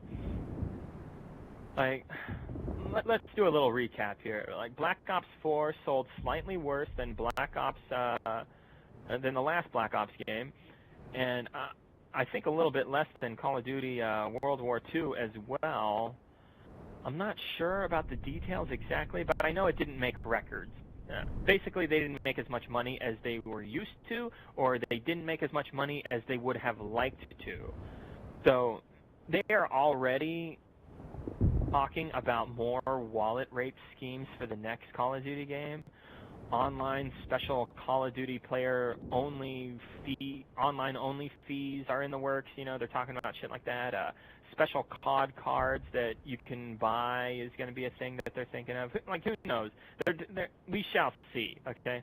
All we know is whatever kind of dirty wallet rape scheme they're working on, it's going to suck. Let's just hope it's not that bad, but you know it's going to suck, so you might as well not get it. Yeah. They did recently unload some pretty fucked up microtransactions in Black Ops 4 recently, apparently. So, yeah, you know, wonderful. This Call of Duty is not it's selling really good, but it's not selling as good as some Call of Duties in the past. So, what do they do? Add more fucked up microtransactions. You know, like, fuckers. Okay, now let's talk about Destiny. You know, Destiny 2 Forsaken, that's not selling very well, you know. So what's Craft Division do to help boost sales? Lie to us even more and add even more microtransaction bullshit? Nice, right? Thanks a lot, assholes. Thanks a lot. All right. Oh, let's look at Diablo Immortal, huh? What about that? You know, I did a video talking about that. Just about no hardcore PC gamer Diablo fans want a fucking Diablo mobile game, right? They want Diablo 4 on PC and for it to be good without microtransactions and online-only bullshit, right? Duh. Of course that's what the fucking PC Diablo fans want, right? Duh. It's fucking obvious. Of course that's what they fucking want. Ding. But how does Blizzard respond? Yeah, when they unveil this fucking bullshit mobile game, you know, they say, you know, what did they say? Yeah, don't you guys have phones? Do you not have phones? Yeah, it's ridiculous. But they're saying that they want to do mobile games for the other Blizzard games too. So expect to see a StarCraft mobile game, Warcraft mobile game, Overwatch mobile game, sometime soon in a few years or so. You know, like, fuck. Oh, some more bad news. You hear what Microsoft is talking about? They're talking about releasing a Xbox One that doesn't use discs. A discless Xbox One. A dickless Xbox One, essentially. Like, it sounds more like a shameless Xbox One, if you ask me. Their strive to make everything online only is just evil and greedy, ultimately. Let's get real. If everything in gaming becomes only accessible by internet-paid, online-only type subscription bullshit, then they'll be able to control the prices that much more and stress gamers' wallets that much more, okay? Like, fuck you, Microsoft. Hopefully this idea fails miserably, and thank God they can't somehow magically take away my Super Nintendo or PS2 or some shit, you know? Well, thank God. That must really bother them, that people like me are like, oh, well, I really like my Super Nintendo and PS2. I play them still. They probably hate people like me. They're probably thinking, fucking dumbass gamers. I wish they weren't playing those good games. I wish we could fucking get them to stop playing that, and so they could play our bullshit wallet rape games, you know? And honestly, they are successful to a large degree, but that ain't gonna work on me, man. I'm not gonna play their fucking shitty wallet rape, microtransaction, overpriced, online-only trash. No way, dude. Anyway, what was I talking about? I fucking lost my shit for a second there. Yeah. The online-only, digital-only gaming future sounds lame as fuck, okay? Count me the fuck out if that happens. And there's a good chance that that'll happen, actually. That seems to be the way things are going. There are pros to the digital world of gaming, but the cons pretty much outweigh the pros, okay? Let's get real. Aside from them being able to control the prices a lot better, but the used gaming market will be fucked forever, you know? Like, you don't actually own it if it's online only, digital only stuff either, okay? It's pretty lame for collectors or anyone who just wants to lend their buddy a video game, you know? Like, clearly the drive to make online only digital world for games is clearly a financially driven, greedy business model to a large degree. It has its problems, is all I'm saying, okay? Also, not everyone can afford to have the most badass internet, alright? Give us a fucking break, man. And fuck Ajit Pai, the shit pile. Fuck that guy. Like, these restrictions suck ass, okay? I recently had no internet for almost a week at my house due to some dumbass complicated mess issues with Roadrunner. Good thing I don't heavily rely on online-only video games. If I did, I'd be playing no video games for that week, you know? Fucking ridiculous. So, I know I hardly ever buy anything new in the gaming world these days, but, you know, like, I totally won't be if online-only horseshit happens to the point where all PCs, consoles going forward are diskless. Digital should be an option that coexists with physical. The two should share the gaming world. Not one dominating is not cool. Competition is healthy a lot of the time, and this is one of those cases. I'm losing my voice. I'm talking way too much. Yeah, speaking of which, don't you guys miss Blockbuster, you know? Just thought about Blockbuster, you know? It's just a cool place to go check out whatever, you know? Like, that's what it used to be. It's gone now, you know? I kind of miss Blockbuster, just saying. Like, sure, you got Netflix and stuff, but still, it's just not the same. Anyways, I'm getting distracted. My point is that it's scary how shitty gaming is getting. That's the point I'm trying to make. It's just kind of scary because when gamers push back against this evil greed, so do the greedy assholes in the business, you know? It's like we're fucked no matter what, you know what I mean? It's like fighting back seems almost hopeless. We complain and stop giving them money because they are being greedy assholes, and they just want to dick slap us in the face even more than before. They're fucking pricks, right? You know, like, but many gamers still keep giving them tons of money because most people are stupid on this fucking planet, right? Let's get real here, and they're easily satisfied and easily manipulated. So the evil companies that are pushing these evil business models, they bank off of these people. They still make a ton of money off of a lot of fucking people, and it's very profitable. So they keep doing it. Like, okay. How many people online bitch about evil video game business practices like I do? A few million, maybe? If that? How many people are on the planet? Like what, 7, 8 billion, right? How many people bitch about evil games and still keep buying these evil microtransaction games? A lot of them. Looking at you, GLL. Looking at you, Act Man. See, these wallet rape games exist because they're profitable, okay?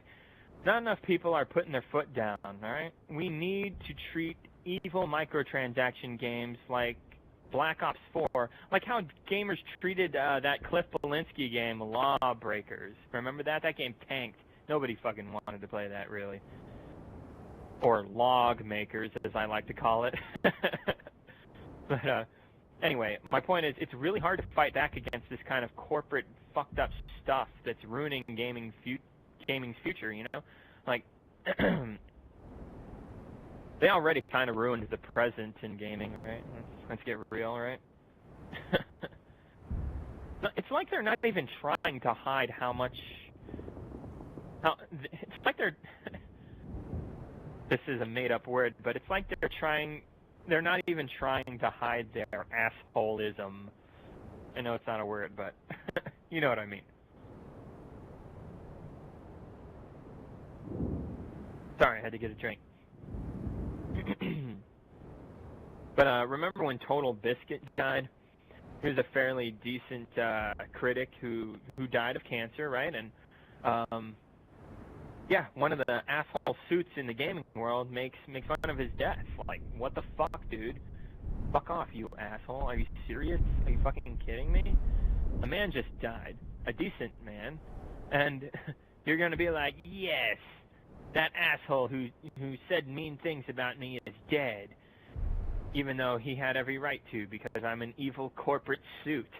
And I was doing fucking predatory business practices, and he called me out. And now I'm glad that he is dead, and I'm going to tell the world on Twitter. You know, what the fuck? Are you serious right now? So yeah, that happened, you know, like many corporate assholes in the gaming world are making the argument that the predatory illegal business practices are not illegal, and that us calling them illegal is an evil attack on their freedom or whatever.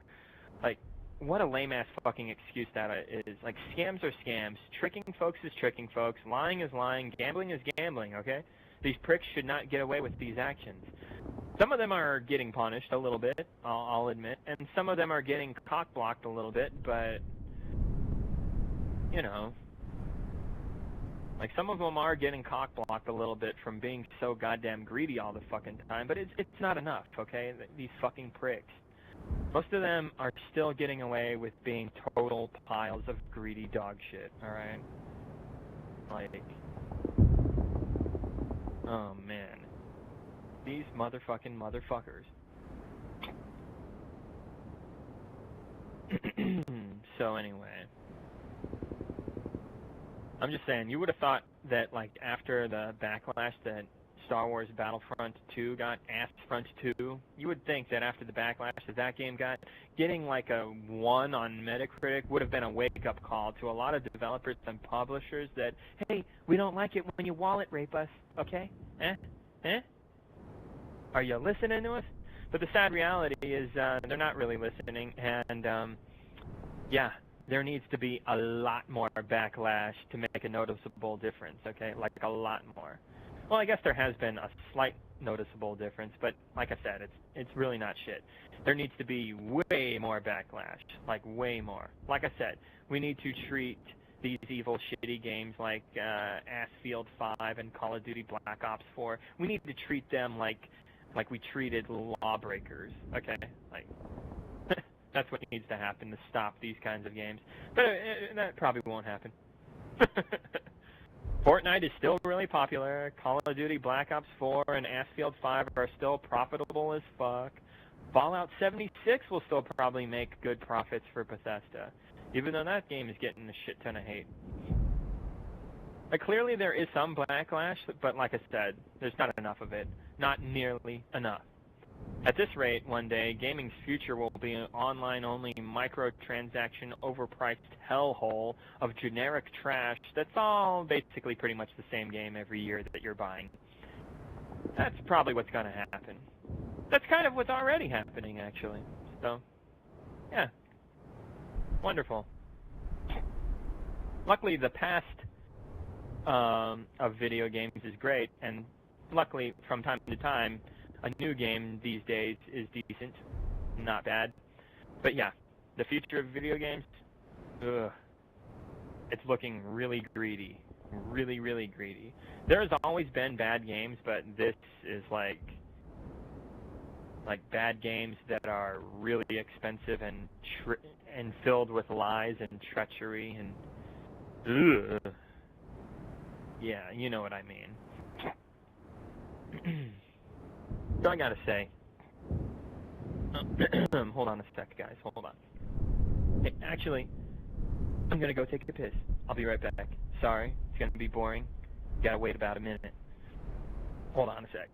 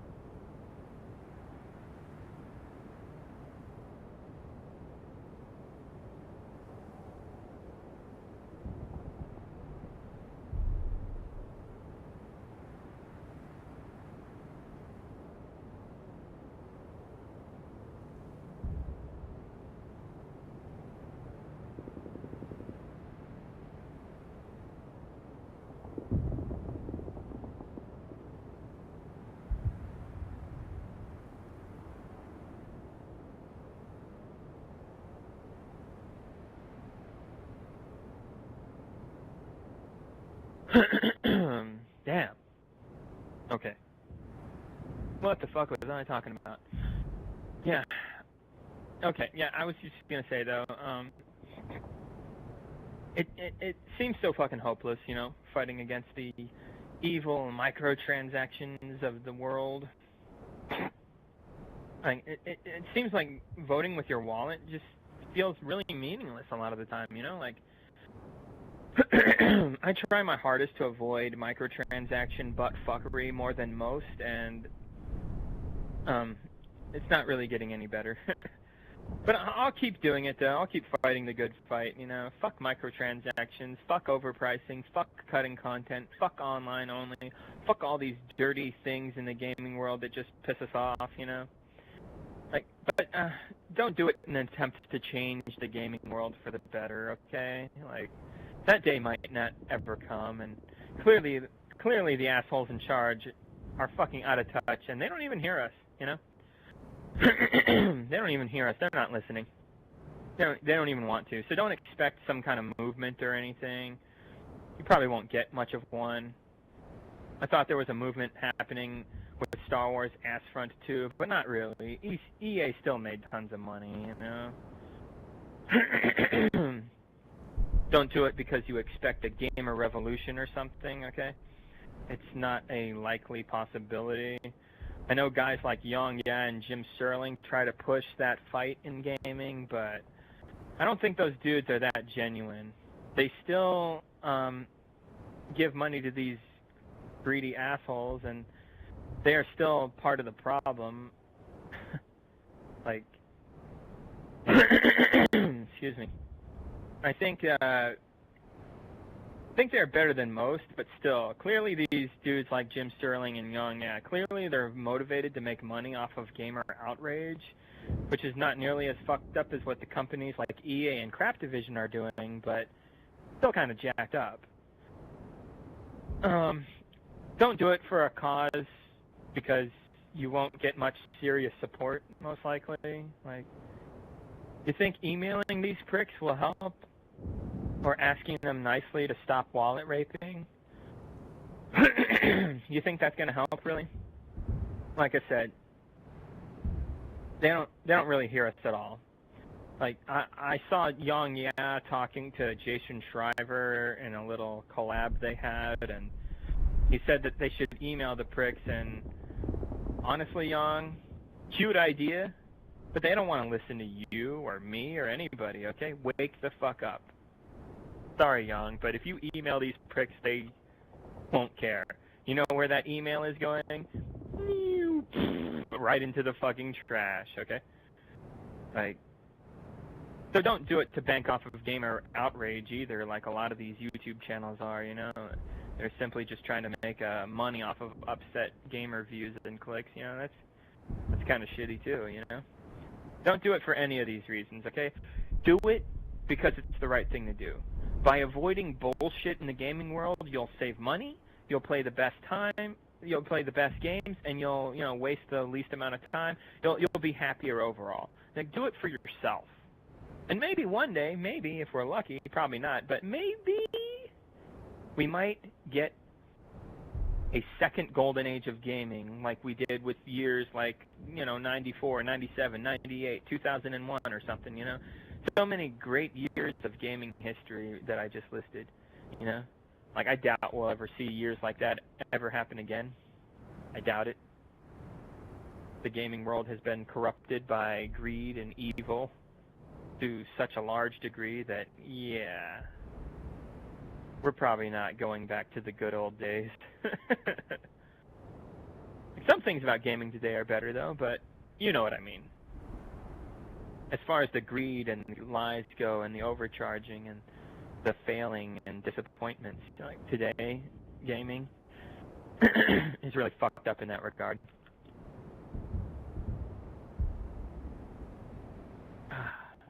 Okay, what did I want to talk about, though? But yeah, do it because that's genuinely what any real gamer would do. Alright. Now, I know opinions vary, but there comes a point where facts and logic come into play, okay? Taste varies quite a bit, of course, but at the end of the day, you're paying for products, okay? Now, some products are piss-poor quality, and you can't just ignore that, all right? Unless you don't have standards. Do you really want to be a fucking moron like that? I mean, the answer should be no, but unless you like being stupid, in which case ignorance is bliss, and I can't really argue with that, I guess. But just whatever. Anyway, I'm just saying that you're probably going to have a much better time as a gamer. You avoid wasting tons of money on obvious scam, wallet rape, rip-off, predatory bullshit, business practices, and play the better games out there. I'm just saying, you're probably going to have a better time. You might be a crazy person who's really goofy and enjoys playing trash and wasting tons of money, but I'm just saying, you're probably going to want to take my advice on that. And remember to not get too upset about the gaming world being disgraced. This is probably the most important part of this video. So if you made it this far, good. Wow, it's already been 2 hours? Holy shit. Alright, so remember not to get too upset. Now, this is important what I'm going to say. You still have a lot of great games from the past, And even some great ones like Witcher 3 and Breath of the Wild, you know, those games are good and don't really push the walls of wallet rape. The new Spider-Man for PS4 and the new God of War 4, they're not bad either.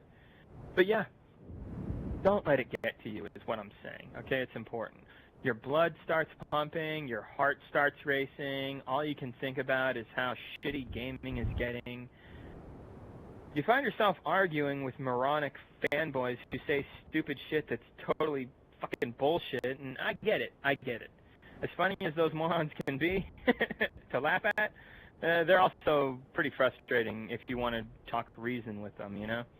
Kind of like Trump and his dumbass supporters and sympathizers, you know? As a matter of fact, I think I remember seeing GLL defend Trump on occasion. Yeah, it's pretty bad. Anywho, I've been there, guys, okay? You gotta accept it for the shit stain that it is, but at the same time, you gotta find peace and happiness to make up for it in the gaming world. You'll be a lot more happy by doing so, trust me. And if you're already doing that, then good for you. Keep it up. Fuck these assholes in the gaming world. Be a true gamer and stick to supporting games. Stick to supporting the better games and always try to avoid being wallet raped, okay? I know no one is perfect, but goddamn, there are some far from perfect motherfuckers out there in the gaming world who are very fucking stupid. Don't be one of these losers. Be an educated gamer, you know? Why would anyone want to be mad at themselves so much for making these dumbass choices, you know what I mean? Like, seriously. Unless, of course, you hate yourself and you want to suffer through bad games and massive cash loss, so if that's what you're all about, then, well, shit. I don't know what to say to you at that point. You must love punishment, I guess.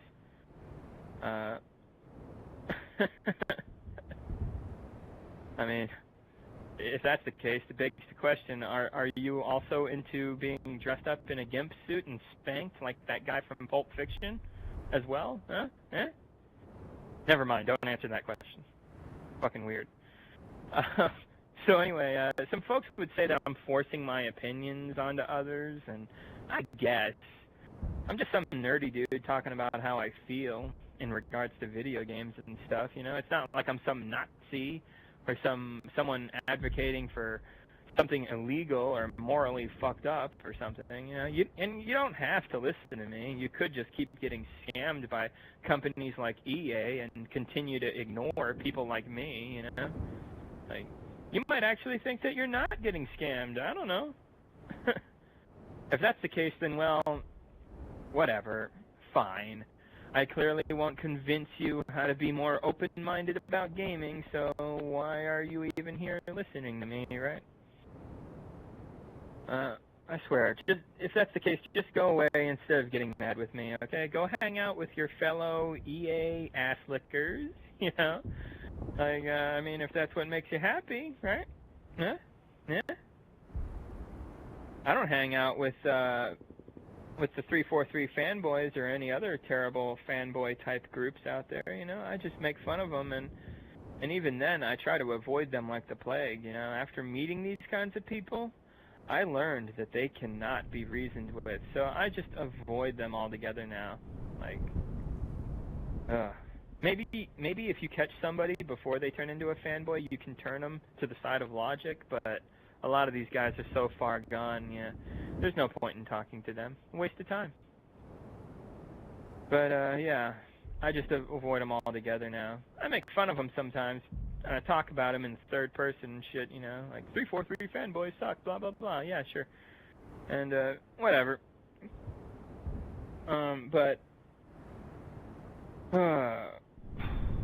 was that third person? I'm sorry, guys. I'm tired. Anyway, but yeah. I laugh at the 343 fanboys, you know. They probably laugh at me because I'm not a fan of Halo 5. Like, you're missing out. How could you think like that? They actually think like that. It's fucking ridiculous. But, you know, I swear to God, if fanboys want to laugh at me because I don't want to buy Command & Conquer Rivals, for example, then so be it, okay? Laugh at me all you want. I find it fucking hilarious that you're laughing at me because I don't want to buy Command and Conquer Rivals. Oh, God. Although, now that I think about it, I haven't met anyone who would make fun of me for not wanting Command and Conquer Rivals. So, if anyone can find somebody who would laugh at me for not wanting Command and Conquer Rivals, then please find this person, because that's interesting. I'd be surprised if somebody fucking made fun of me for not wanting that game. That would be a new one on me. Oh, man. So, damn, it's getting late, but fuck it. Now, I want to talk about 5 annoying people that I don't really care for much in the gaming world. And before I start bitching about them, I would like you to know that I was kind of sort of like some of these people once upon a time, okay? I think we all embody these characteristics a little bit, at least once in time. Heck, sometimes we embody these characteristics even right now as I speak, without even knowing it, just because we're not paying attention as much as we should. Yeah? Anyway, let's talk about them. These 5 motherfuckers are the fanboy, the shill, the hypocrite, the conspiracy theorist, and the liar. Now, let's start with the fanboy. Everyone knows this guy, right? The fanboy. I used to be this guy. Back in the day, when I was a lot younger, I would defend every Zelda game like crazy. Even the obvious annoyances in Ocarina of Time were something I defended. I have since matured, okay? But, yeah, back in the day, yes. The water temple is a bit of a pain in the ass, and I defended it. Yes, the owl does talk your ear off sometimes, and that can be annoying. And so does the fucking fairy. That can be annoying too, yeah. I defended that shit, yeah. Oh, speaking of owls, I take walks every now and then, and I get a decent bit of exercise. I do it every night with my bro for about 30 minutes, just about.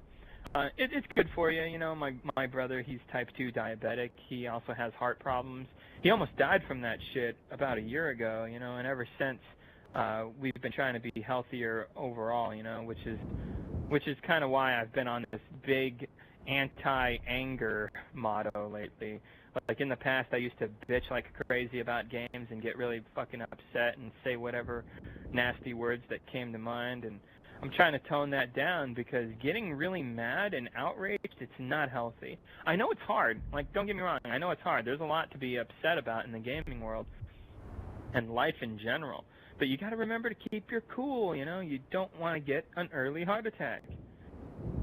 Well, anyways, there's this owl in the neighborhood who's always popping up out of nowhere, and it just kind of reminded me of the owl that pops up out of nowhere all the time in Ocarina of Time. So, anyway, back to fanboys. The great fairies in Ocarina of Time, they're creepy as hell and probably the scariest thing that I've ever seen. And it's really out of place since those are areas of the game that are supposed to make you feel safe and happy, but the fucking fairy is weird. Anyway, the story is sort of a clone of Link to the Past in a lot of ways, so it's not the most original thing. So yeah, Ocarina of Time is not perfect, and I was a dumbass fanboy who would defend that shit out of it, you know, and yeah, it's basically the greatest game ever made, and it's one of the best games ever made for sure. It's really good. It's a classic, you know, totally replayable too, especially on the 3DS. Like, yeah, good stuff. But I, got like way overly defensive about it, and that's the characteristic of a fanboy. So, yeah, you could say that I used to be a Zelda fanboy for sure. But you got to be realistic, right? No game is perfect. Fanboys will never admit this kind of stuff, and they continue to live in a cuckoo caca fantasy land, you know? Which is annoying because these fuckers, they'll often trick clueless folks into buying certain games that are actually bad. Yeah. Or, well, it depends on how shitty the fanboy is, but I'm just saying, you know, these guys can be a problem, so do not take them very seriously. All right, there's this guy named Optimus Prime or Bit of Slayer or Spartan Lock. He goes by those names. He probably has another name. I don't know. He has multiple accounts, but he shows up on Halo videos a lot of the time. And I know Stangle, you know this motherfucker. Eric Lee, you probably seen this motherfucking cocksucker too. You know, GLL made fun of him. I made fun of him. Everybody makes fun of this guy. He's a fucking joke. But I can't honestly remember if this motherfucker has ever judged 343 in any ways whatsoever. I honestly can't. Like, he's always butt-licking that fucking 343. To him, they make Halo games that are way better than the Bungie Halo games. That's what he honestly thinks. Like, and I'm pretty sure he's not trolling us. I think that's what he honestly thinks. I've known this guy on and off and seen him talk over the past, like, 2 or 3 fucking years, you know? Since, like, the time Halo 5 was just about to come out. Holy shit, it has been, like, 3 fucking years, right? Halo 5 is 3 years old now, right? Damn. And I'm proud to say I didn't get it. I'm proud to say I didn't even get an Xbox One. So anyway, yeah, but that guy is such a 343 fanboy. It's quite shocking. He'll say things like Master Chief Collection is 100% fixed. He'll say things like split screen doesn't matter and no one ever used it anyway. It's fucking lying. It's just straight up lying, dude. Like, don't get me wrong. Everyone is biased to a certain degree, and and everybody lies. Everybody lies. You know, but a lot of the time it's white lies, or the lie isn't that bad, or they didn't mean to lie, they just sort of lied on accident, and then you bring it up to them and you're like, hey, that's not true actually, blah blah blah, and you tell them, and they're like, oh shit, you're right, I was wrong. You know, like, that's most people. But like, guys like this, oh my god, the fanboyism is so strong with this kid that, like I said, no one's perfect, but guys like this are basically fucking brainwashed, you know? Like, I always wondered about this kid. He talks like he's the biggest Halo fan of all time. I have asked to see his gamer tag to see how much Halo he plays, and also, like, what kind of Halo games he plays the most, you know, that kind of thing, you know? That would be a good indicator to show me how much of a Halo fan he really is and how much of the games he plays, right? Right? Yeah. Guess what? The chicken shit would never fucking show me his goddamn gamer tag, you know? He always told me that that's private information and none of my business.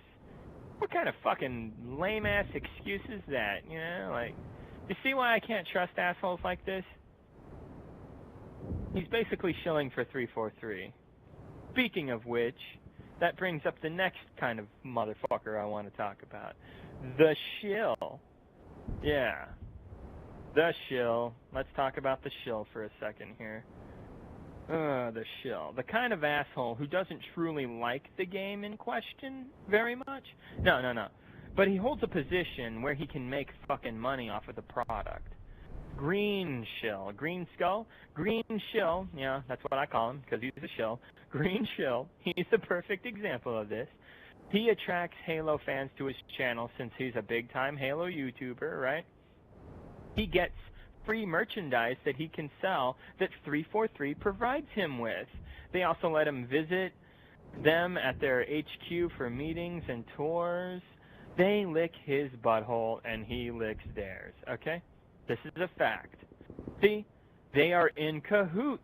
You cannot trust this dude whenever he praises 343's games, all right? He's bought and paid for. That's what a shill is. I know Favin would say otherwise, but he's kind of a shill himself, so let's not take him seriously either. That motherfucker fucking makes money off of his fucking YouTube channel by dick-licking a lot of fucking horrible microtransaction games too, so, you know, fuck you too, faggot. Anyway, he will say just about anything to defend the company's business model, you know. There's a reason fucking Green Shill is pro-microtransactions. He opens loot box videos on his channel all the time. He's a fucking yes man tool, okay? An empty shell of a man, you know? Green shill can eat shit, all right? Lots of Halo YouTubers engage in this shill type behavior, you know? I'm glad I never have, as this is like the most evil shit you could do in the video game world, basically. So many YouTubers are not critics or real gamers, but rather walking, talking, advertising billboards for said shitty game. In the case of Halo 5, Green Chill is that dude. You can't really trust these assholes, okay? Just saying. Alright. Now that I'm done talking about the shill, the shitty shill, probably the worst person on this list, I'm going to talk about the hypocrite. The kind of guy who bitches like crazy, but ends up getting the game anyways. This asshole always gives evil megacorps tons of fucking money. He's always giving the evil megacorporations tons of fucking money, even though he's bitching like crazy. Regardless of how badly they fucked him over, this person will often talk trash about the game and simply ends up playing it a shit ton anyways. A YouTuber named I Hate Everything admitted that he played about a month's worth of time for Destiny 1. He at least admitted that he was stupid for doing so and hates himself for doing such a thing. Yeah. So at least the guy admitted that he was stupid. I have done something similar, honestly. I played Halo 4 a good bit before realizing how much of a fucking turd it was. It seemed good at first, but then I started to see the glaring flaws and started getting over the fanboyism, and yeah, it has very glaring flaws over the Bungie Halo titles. By the end of my Halo 4 days, I noticed I was just boosting in multiplayer in order to unlock armor and Spartan profile stances. Like, wow. Like, you know you're not actually enjoying the game anymore when you're just fucking boosting and shit, you know?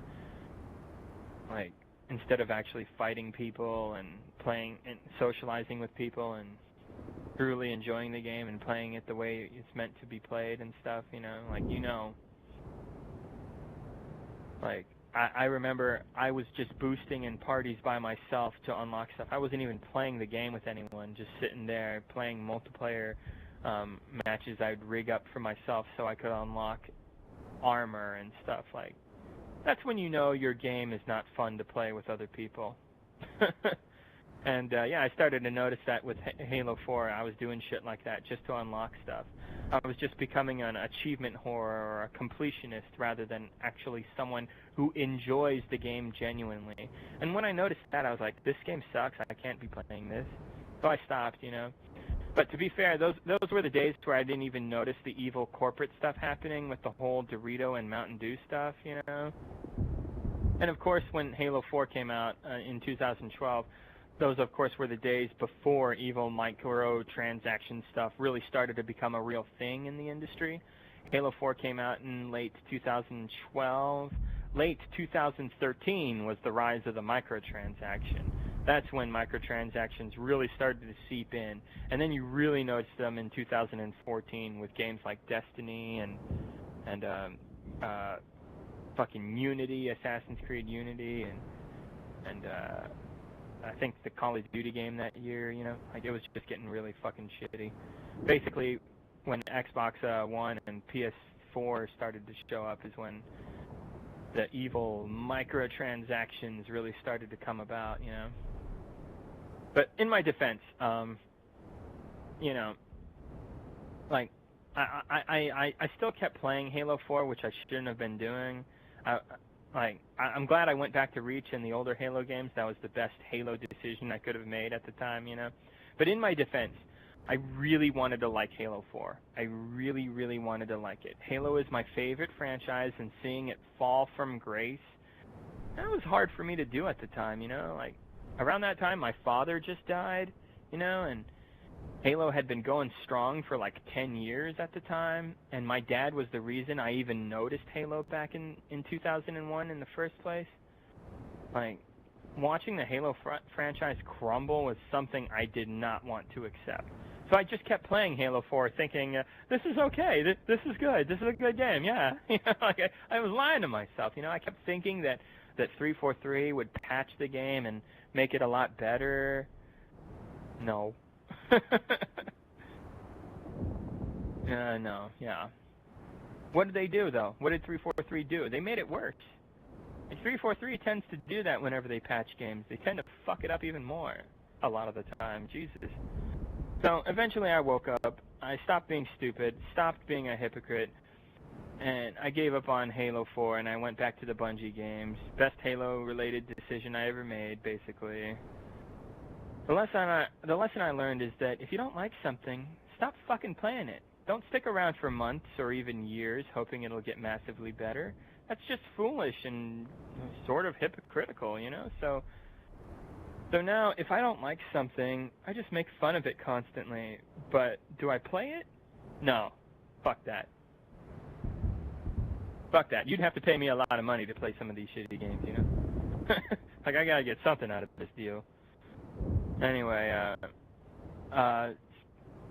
yeah, that reminds me of, in regards to GLL, he gave Halo 5 a 1 out of 10 review score. He was trash-talking the fuck out of 343 and Halo 5 before Halo 5 even came out, actually, you know? Like, sounds like he really hated Halo 5, right? Right? Well, then why does he have every fucking achievement in the game unlocked, huh? Why did he play it in the first place, eh? Why'd he play it so fucking much? See? Does he really hate it?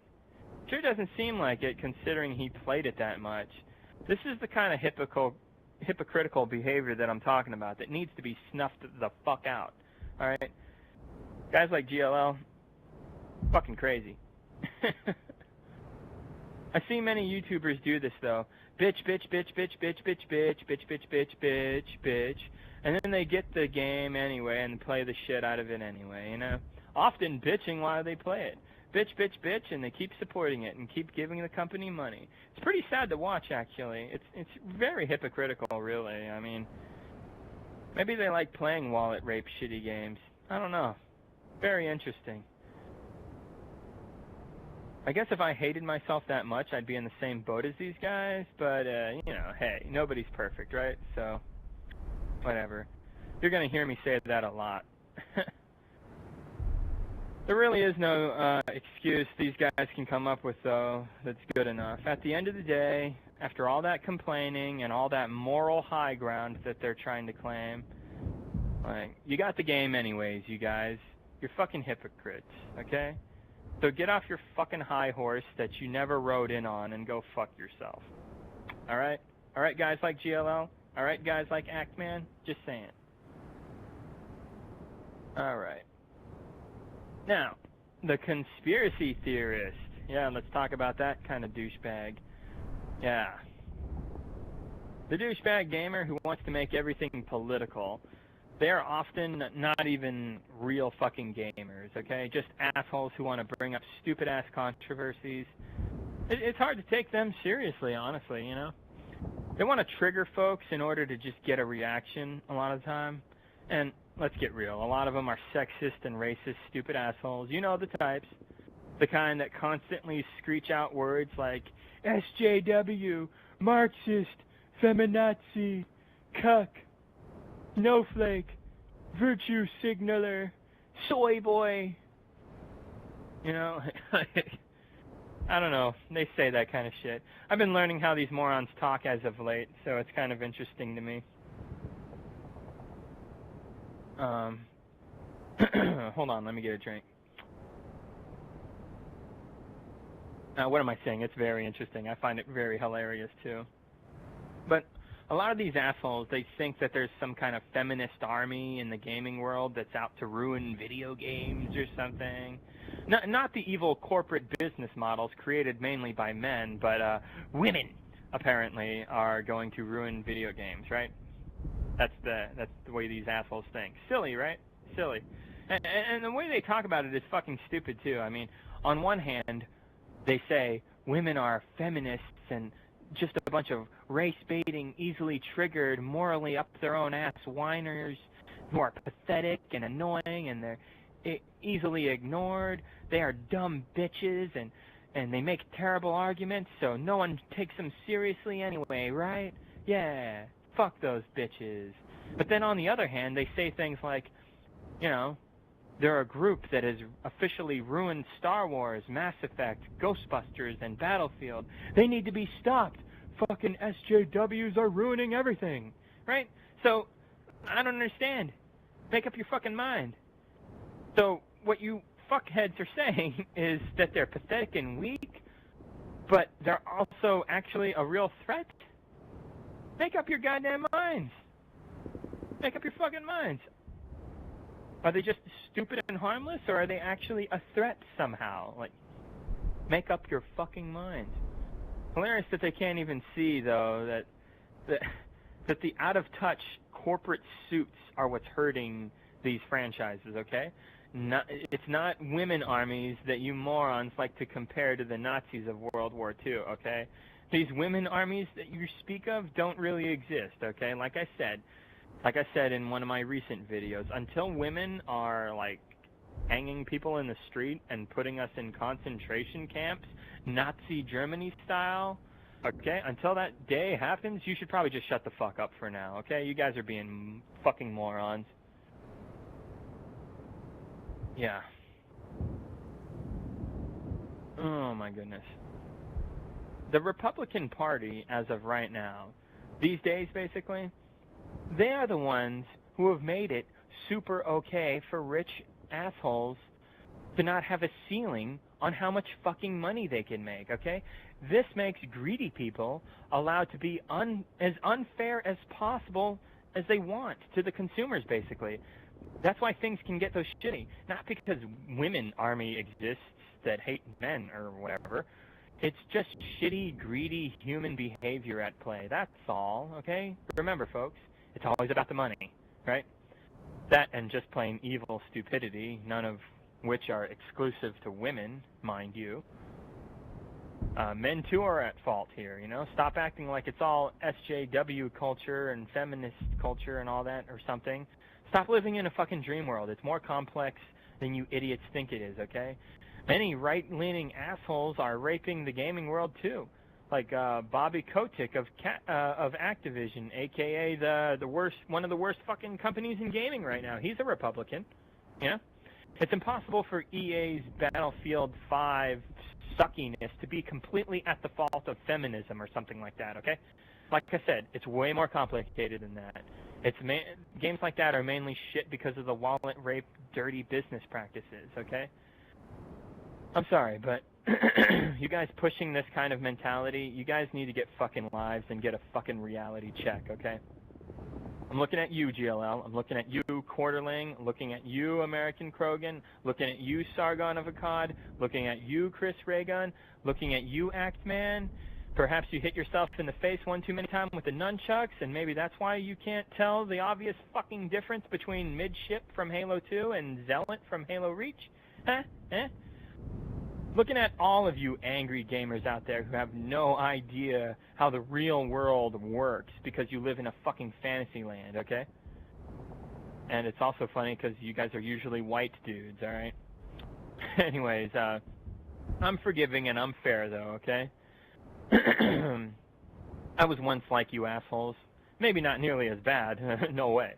But, you can wise up and change for the better if you work at it, okay? So good luck to you guys, okay? Good luck to you guys. Seriously.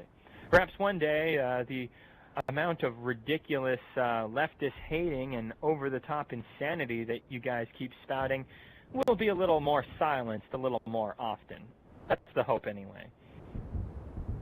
But yeah, you guys just don't make much sense when you talk about stuff like this, and it's pretty obvious that you're not very smooth with the ladies. Just saying. Just saying. Okay. Now, let's talk about the liar. The liar. That's the last person on my list of 5 jackasses in gaming. The liar. Let me get a drink real quick.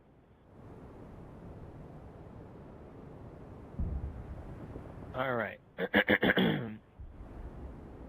The liar. Oh, wait. What do you know? All 4 of those people I just mentioned are basically liars. Fanboys, they lie about how good a game really is when they're just blinded by how much they personally like it, right? Shills, they lie about how good a game really is just to make money off of it for shady and indirect means, right? Hypocrites, they bitch about certain games but end up fucking getting the game and playing it anyways. Like, they bitch like crazy and they just fucking end up getting the game and playing it like crazy anyways, you know? You know how some people hate watch TV shows? Yeah? Yeah, these guys like to hate play video games. Anyway, ridiculous. And conspiracy theorists, you know, they believe in political movements that aren't really a thing, or are at least nowhere near as extreme as they would like them to be. These people over-exaggerate, you know. So they're all basically liars, you know. So I guess I don't really need to talk about liars in the gaming world very much right now. I basically did just now, you know. Some lie just for fun, some lie just to troll, just to joke around, but it's pretty harmless a lot of the time. I know I do it myself, you know. Sometimes we lie by mistake and we don't even know that we're doing it, you know. But once you're corrected, you should admit to being corrected. You know, you should admit that you were incorrect. You know, it's good to let folks know that you're reasonable and that you can see the truth and you can see the error of your ways, you know. Nobody likes a shady motherfucker, you know. But I do troll sometimes, and I make it fairly obvious. You know, I'll say something like, yeah, Call of Duty Black Ops 4 should get Game of the Year, right? Am I right, guys? Just kidding. So, anyway, that's enough of that. I just wanted to point out some people who suck in the video game world. That's all. That's all I wanted to do. Yeah. And like I said, I, too, embody some of this behavior. Not the shill, of course, because I'm not a super greedy asshole like Green Shill, but I have been subject to acting like some games are perfect once upon a time, you know. I have been subject to hypocritical behavior, you know. I was never a dumbass who thought that women would ruin the world of video games or something like that. That's fucking stupid. That's just silly shit. But my point is that no one's perfect, all right? And we should strive to be smarter and better people. You know, that's all I'm saying. I probably should have just said that instead of going into an in-depth rant about shitty types of gamers, but I like details, so whatever. Anywho, other gaming news stuff I wanted to talk about. Rocksteady rumors of a Superman Arkham Batman style game are not a thing, apparently. I guess this game's not happening. But Arkham Knight kind of sucked anyway, so maybe this company sucks now, so who cares, right? And another thing I wanted to mention, I can't remember if I said anything about this in my last video, but Cliff Bleszinski, the guy who made the Gears of War trilogy 1 through 3, you know, he apparently stopped trying to make video games for us. Yeah.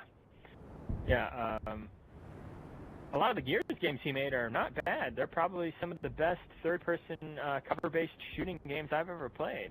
I'm not very good at them, but I enjoyed them. They're good. They're basically must-have 360 games, you know.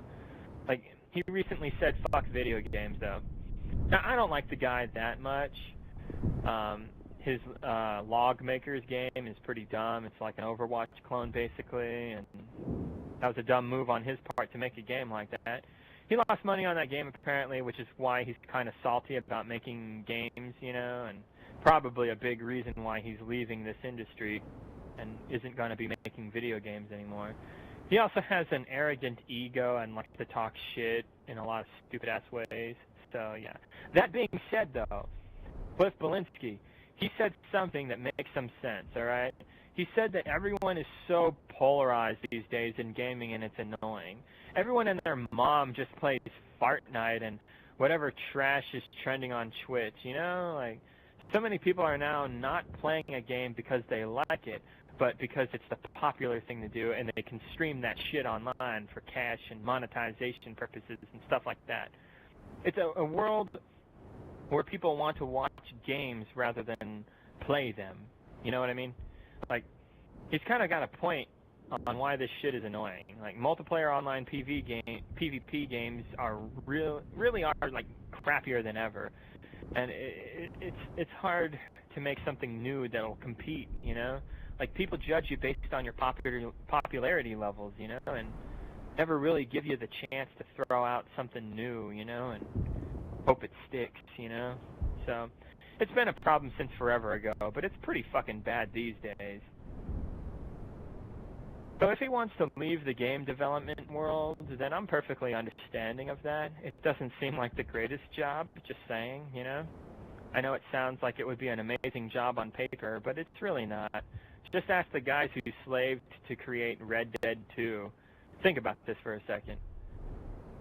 Developers for Red Dead 2 had to stay late and skip dinner with the family so that they could make a horse's balls shrink in cold weather and make it look good, make it look realistic. Think about that for a second. You know? Like, what sucks about being a game developer is a lot of time you gotta answer to some dickhead publisher that wants you to cut the content and make it DLC. It makes you look bad, you know? So, I have a little sympathy for game developers, you know? Because on one hand, you're thinking, stop making shitty games, get a new job, fuck off. But on the other hand, it's like, I understand that you're genuinely trying to make something great, and they're not letting you a lot of the time. So, that's a controversial topic, and I'm not going to get into that. Anyway, yeah, some flash sale stuff on Newegg. And PS4 going down right now. I don't know if the deals are over, but yeah, there's some decent deals on there. I saw Hollow Knight was on there. Get that game. Hollow Knight kicks ass. That's a good game.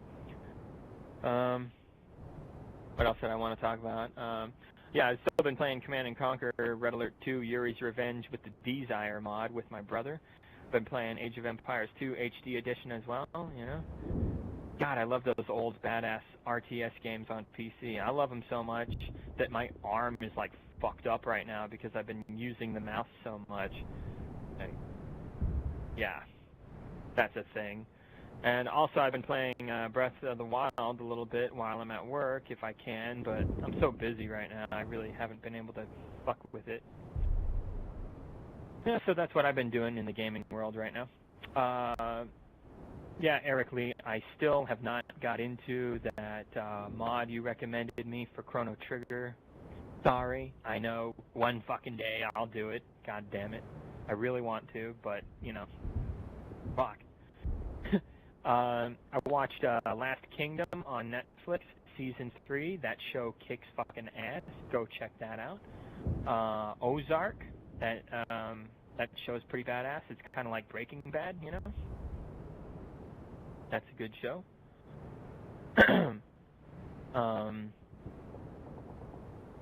Yeah, something I noticed that's pretty funny about Netflix, many of their original shows are not too shabby, but they have like nothing for good original movies.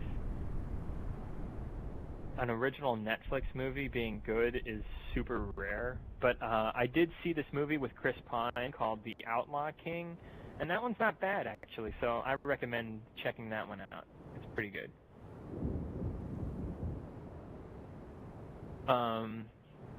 So, in one of my recent videos, I talked about getting that Gretsch Silver Falcon guitar, but I decided not to get it about a month ago simply because, you know, it's super fucking expensive. Well, guess what, guys? I've been making a lot of fucking money, and I ordered the goddamn thing anyways because I'm fucking crazy. I paid $2,500 for it, which is not a bad deal because they're usually about $3 grand, maybe a little more if it's brand new. But anyway, it's a 2016 model, Cadillac tailpiece, single cutaway, center block, mint condition, ebony fretboard. Yeah, still has the fucking sticker on the pickguard. I got a special deal. That would have cost, you know, over $3,000 otherwise, but yeah, pretty sweet. I know it was outrageously overpriced, you know, or not overpriced, but it is kind of overpriced, not gonna lie. But, you know, it is an amazing guitar, so it is kind of worth its value. You know what I mean? Like, I could always sell the thing and get just as much, if not more, for it, especially if I wait and it becomes vintage in like 15 or so years. But anyway, I always wanted a Falcon guitar. I know they're really expensive, but I couldn't resist. I fucking did it anyway because I'm nuts. But I always wanted a Falcon guitar ever since I saw John Frusciante of the Red Hot Chili Peppers. He played one of these bad boys in the Californication music video, and yeah. That music video really appealed to me back then because I always loved video games, and then that music video kind of looks like a video game theme, kind of going on there. So I really noticed that, and I saw the guitar that he was playing. I was like, what is that amazing big white guitar he's playing? It's all fancy and shiny and spiffy. It's got gold on it. That's cool. So I always wanted that guitar for 20 fucking years now, and yeah. Finally getting a Falcon, man. I'm not getting the white Falcon. John Frusciante, he plays the white Falcon. He plays a 55 vintage reissue, or maybe it's an original. It's probably an original. Probably like a $30,000 fucking guitar, or something like that. But yeah, I'm getting the silver Falcon. It's basically the same thing, except I think it looks cooler. It's black instead of white, and instead of gold, it has like silver. I'm not a big fan of yellow or gold, so I just think this looks a little more classy, a little more. I like the way it looks more. I'm a bigger fan of black and white and like silver than I am gold. Plus, it's the same kind of guitar, so it just looks different, but it's ultimately the same in terms of quality. But yeah. Yeah, I probably won't be making any major purchases over the next few months. I've already spent over $4,000 in the past month or two, so yeah, crazy shit. But it arrives this Saturday. I can't wait to get it. I feel like I'm gonna be I'm gonna feel like such a rich asshole who doesn't deserve such a wonderful guitar. That's the feel. I'm gonna get this thing, and I'm just gonna be like, I'm not worthy. Yeah, it's gonna be ridiculous. But I'm apparently getting it on Saturday because I actually got a message from the seller recently. He says he's coming to my city in person, San Antonio, on Saturday. He wants to meet me with the guitar in person and fucking sell it to me if I pay cash in person. He's willing to give it to me for $2,300 as opposed to the original $2,500 if I pay cash. Apparently he's coming this Saturday to drop it off in person. Yeah, so crazy, It's a pretty badass deal for such an amazing guitar that's in such good fucking condition, I imagine he's saving money by not packaging it up, not selling it, through the shipping, through the postal service or FedEx or whoever is going to do it, Amazon, I don't know. I'm sure he has to pay Reverb.com a certain amount to host the guitar or whatever. And of course, if I pay credit card, like he loses a little bit of money there. So cash is always better. Remember that, folks. So yeah, he wants me to pay him cash, and so I agreed to it. So he'll meet me this Saturday, and yeah. He'll bring the fucking guitar. I'll pay him $2,300 in cash. A lot of money. I got it right now. Wait, where did I put it? Where did I put my fucking... There it is. Man, oh man. You hear that? $2,300 in $100 bills. Can't wait to get this fucking guitar. Always wanted this thing. Always wanted a Falcon. So yeah. Gonna wait to see this guy on Saturday and get my dream guitar. I'm fucking excited. This is fucking awesome. That would be funny if he's just screwing me over somehow, right? And he doesn't show up. God, I'd be fucking pissed. But I don't know. I don't think that's gonna happen. But if it does, then no big deal. Don't get mad, right? Can't let anger get the best of you. Shit happens. This is a rare luxury guitar. Getting a hold of such a thing is not a simple matter. Not all the time. But yeah. I'm hoping this guitar kicks fucking ass. And even if I don't like it, like I said, I could always sell it, you know, get a shit ton of money for it. Especially if I hold on to it for a few years, you know. Like guitars, man, you know. Wow, but yeah. When it comes to the Falcons, just so you guys know, like these things brand new are usually about $3,500. Some models are close to $5,000, and the master-built, special, custom-made Steven Stern models, wow, those can be around $10,000 if you're even lucky enough to find one on sale. Like, those are crazy. So I'm about to be the proud owner of a Gretsch Falcon soon. Life mission complete. This shit is gonna be fucking awesome. And even if I don't end up liking it as much as my Strat or my Telecaster, you know, big fucking deal. Like I said, guitar prices they're going up since music with guitars is getting less and less popular. They are making guitars less and less now than ever before, actually. Like, did you guys hear about rosewood? Yeah, it's becoming endangered.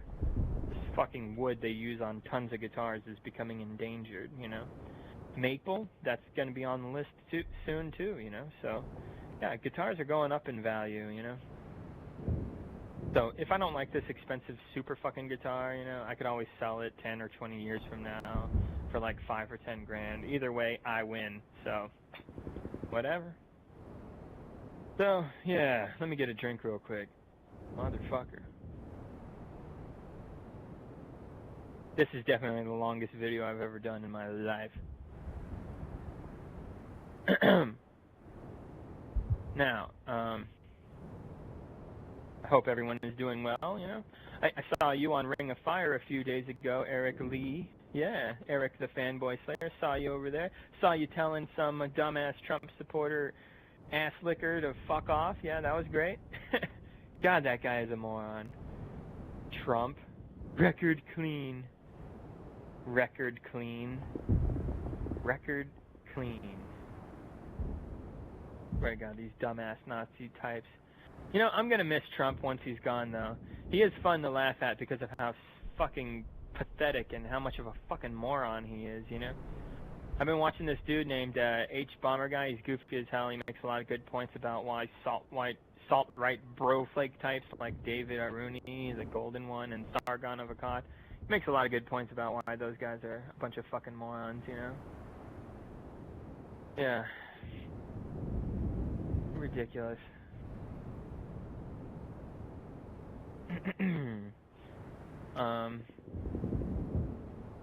Oh, and I wanted to mention something about you, Eric, that did kind of bug me, alright?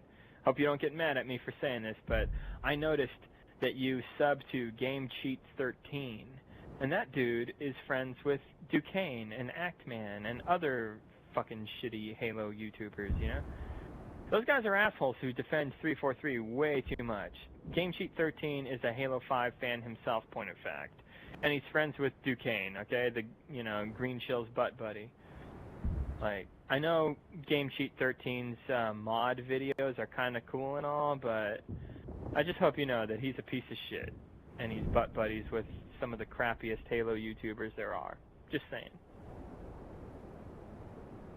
Also, that dude that you showed me who has the stupid little cartoon character on a stick that gets real PC Master Race, you showed me a video about him. I forget his name. You showed me a video about him where he talked about how fanboys are annoying and how fanboy culture is really bad for gaming and stuff like that.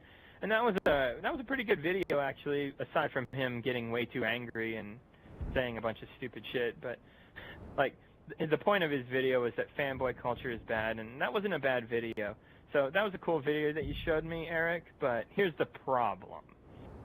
That guy, he's friends with that that cringy asshole Top Hats and Champagne or whatever his fucking name is. He's one of those PC Master Race type dudes who's overly, you know, defensive about PC. It's kind of weird.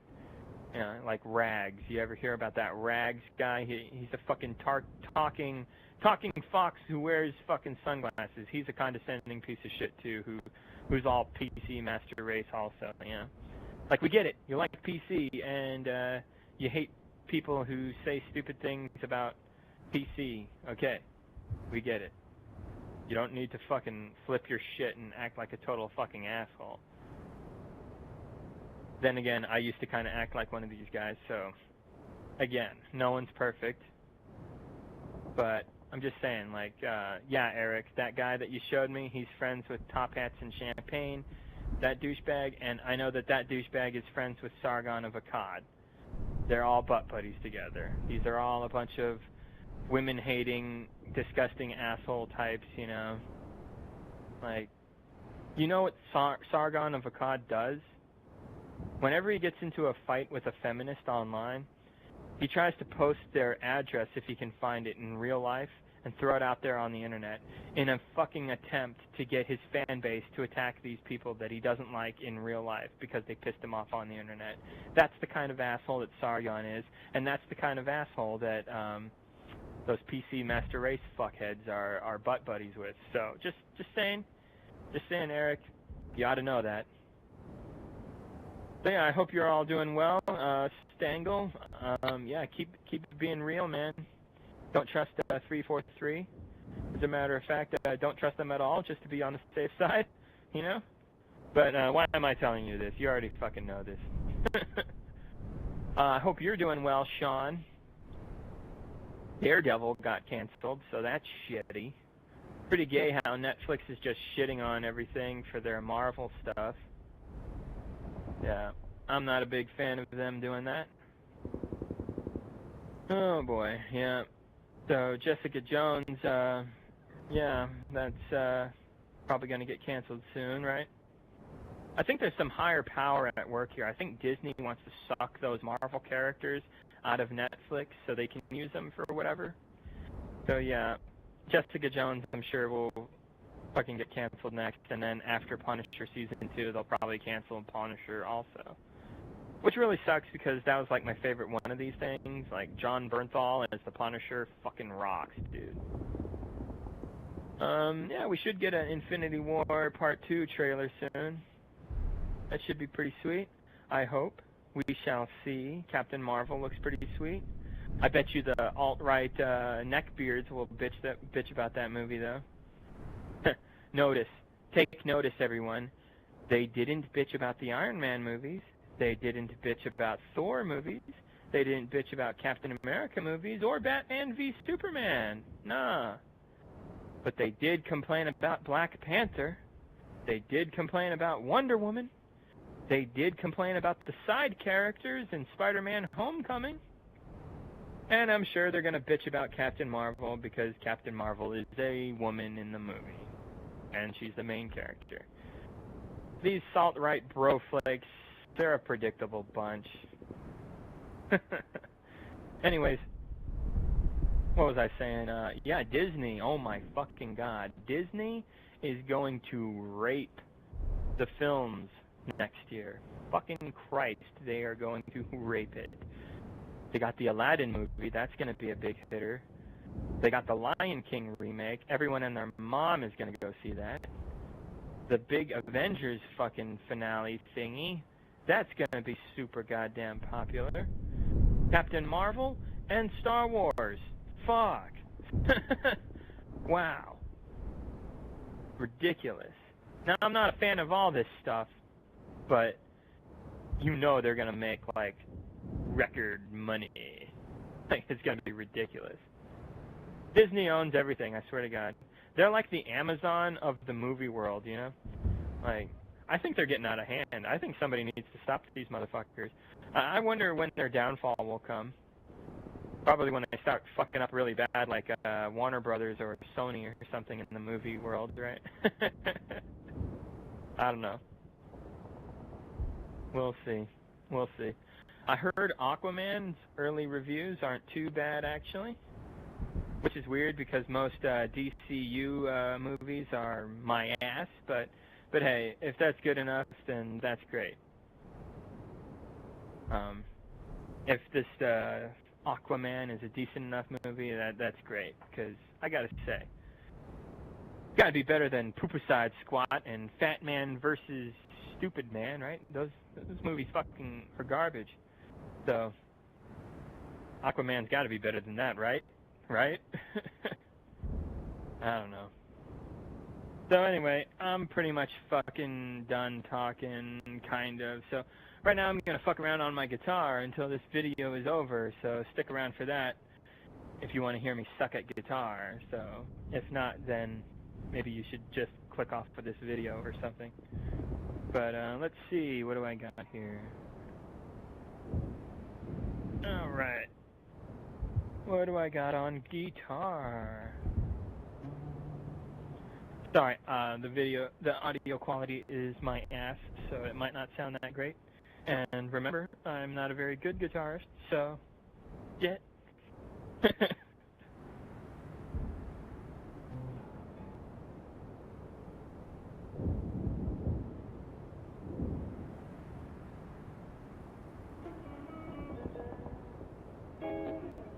Now, yeah, I was learning some video game songs, so I'm gonna try to play some video game songs so you guys can hear me suck it up at playing video game songs on guitar. Here we go. Hey, Eric Lee, if you're listening, you'll probably recognize this.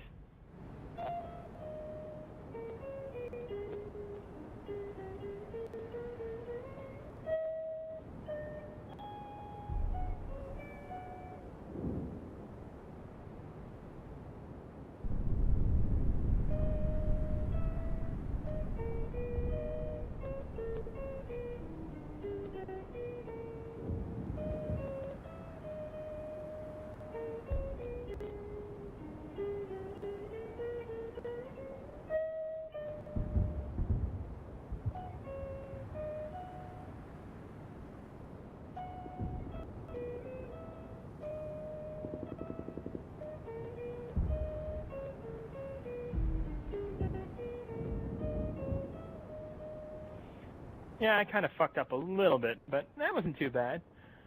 Alright, that was the sad song from Mario RPG. Now I'm going to play another Mario RPG song.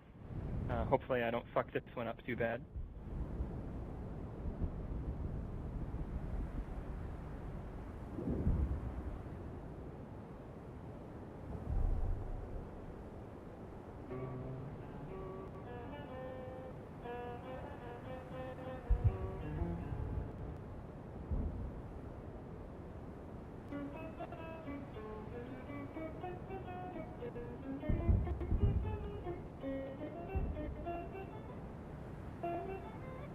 Damn it, I fucked that up so bad. Shit! Okay. Damn it. I keep screwing that up. I'm sorry, guys.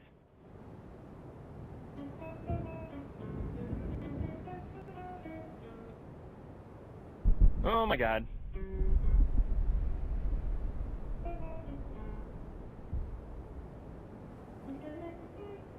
Shit!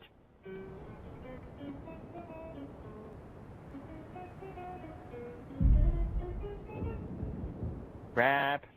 I'm just gonna keep screwing this up.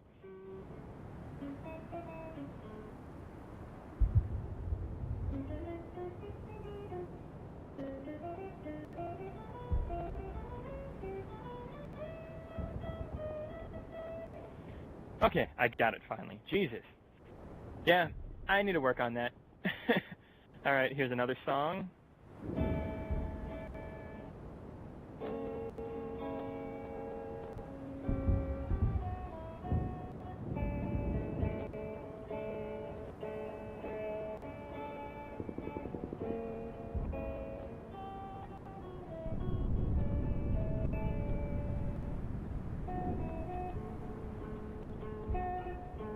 Damn it.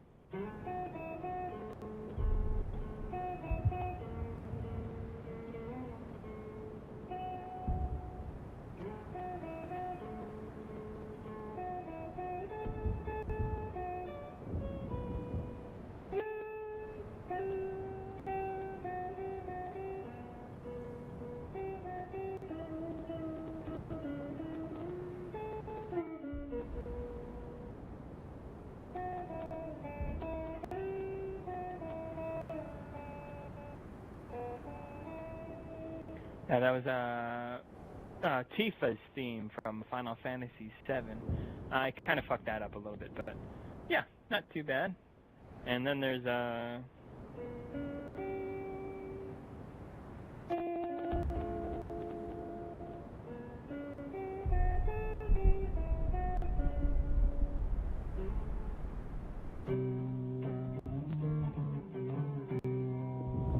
Yeah, I learned that one. That's I don't know. It's from Final Fantasy VII. It's the sad theme, I guess. I don't know what the fuck it's called. Yeah, what's her name? Eris. She gets stabbed to death by that cocksucker Sephiroth, you know, and then they play that theme. Yeah. So Battletoads music. I know some Battletoads music.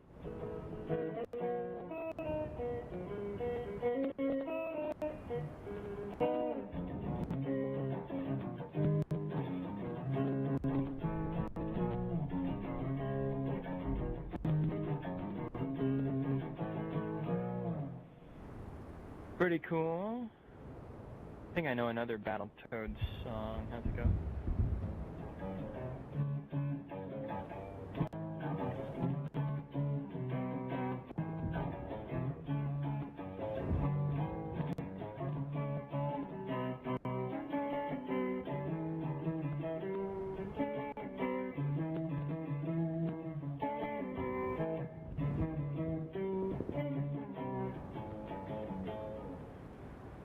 Goofy. Pretty funky.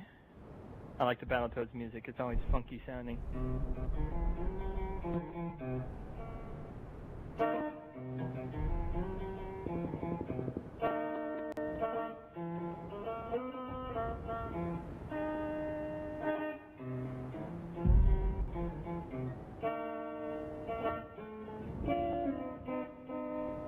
There's one riff that's really hard.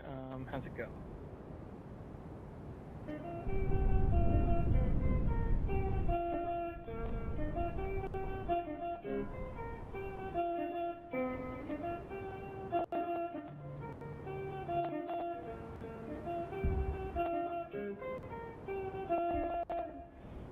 That's hard to play, man. God damn it. Yeah, I need to work on that shit. So yeah, there was a Mega Man song, Mega Man X song that I wanted to play. How does it go?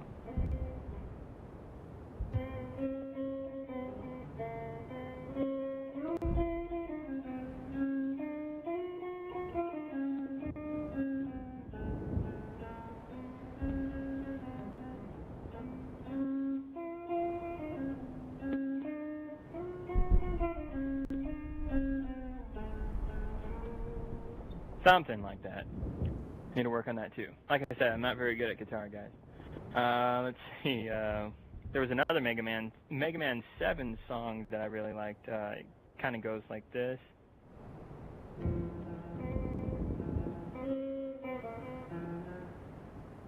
Something's wrong with my guitar. Hold on a sec.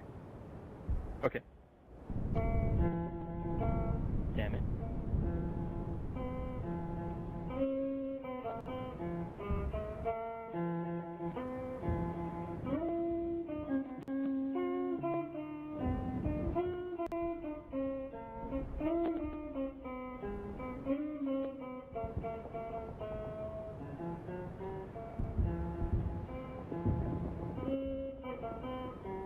Dang it, I fucked it up. But something like that. Kind of hard to play. Oh, and I know a song. I know some Halo music on guitar. Here's the. This was like a solo that I think they got some badass dude to play for the end credits of Halo 2.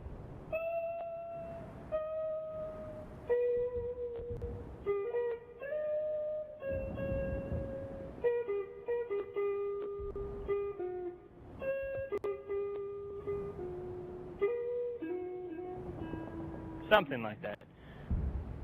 And here's one. Here's one from Reach.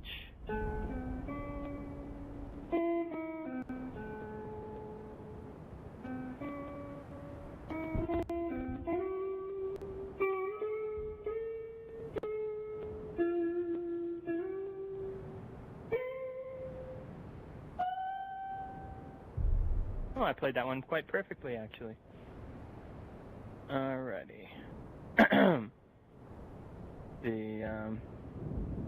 Like I said, guys, I don't know if you can even hear this shit, so I might just be wasting my time.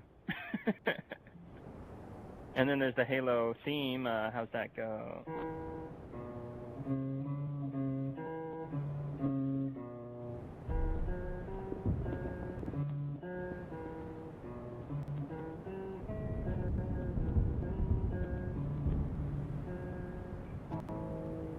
Something like that, and then there's the chorus part.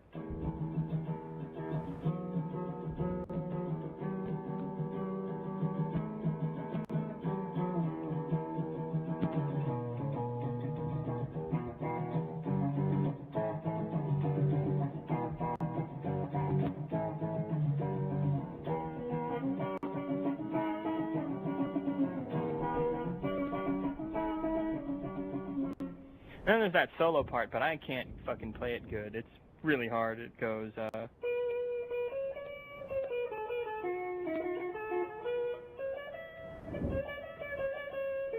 damn it, how's that shit go?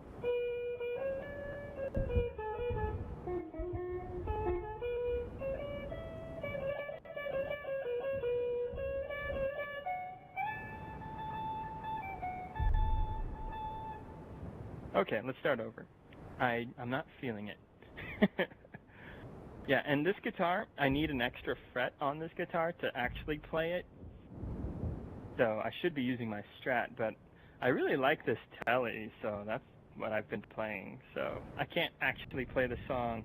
Even if I could play it really good, I can't technically play it on this guitar just because I don't have that final fret. But this guitar is a 21 fret, not a 22 fret. But whatever, I'll try it anyway.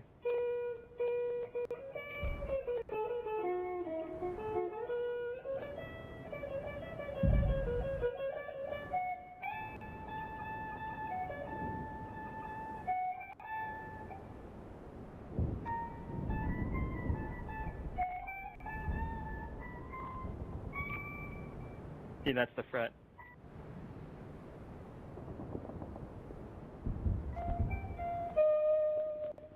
And then it goes,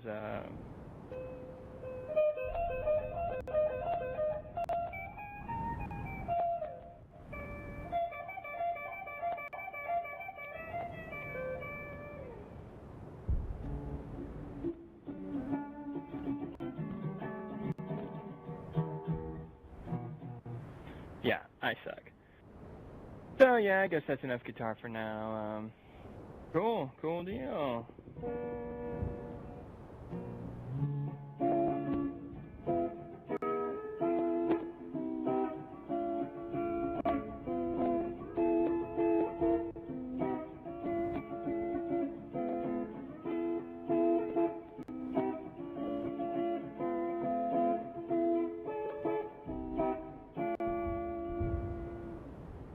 Oh, I love that jam.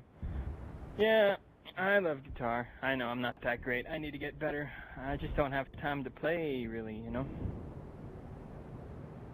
But whatever. It's not a big deal. What was I going to talk about? Yeah, I really shouldn't have made this video. It's extremely long, and I don't know what the fuck I'm doing being up so late. Jesus. Oh, well. Not a big deal. I'll maintain.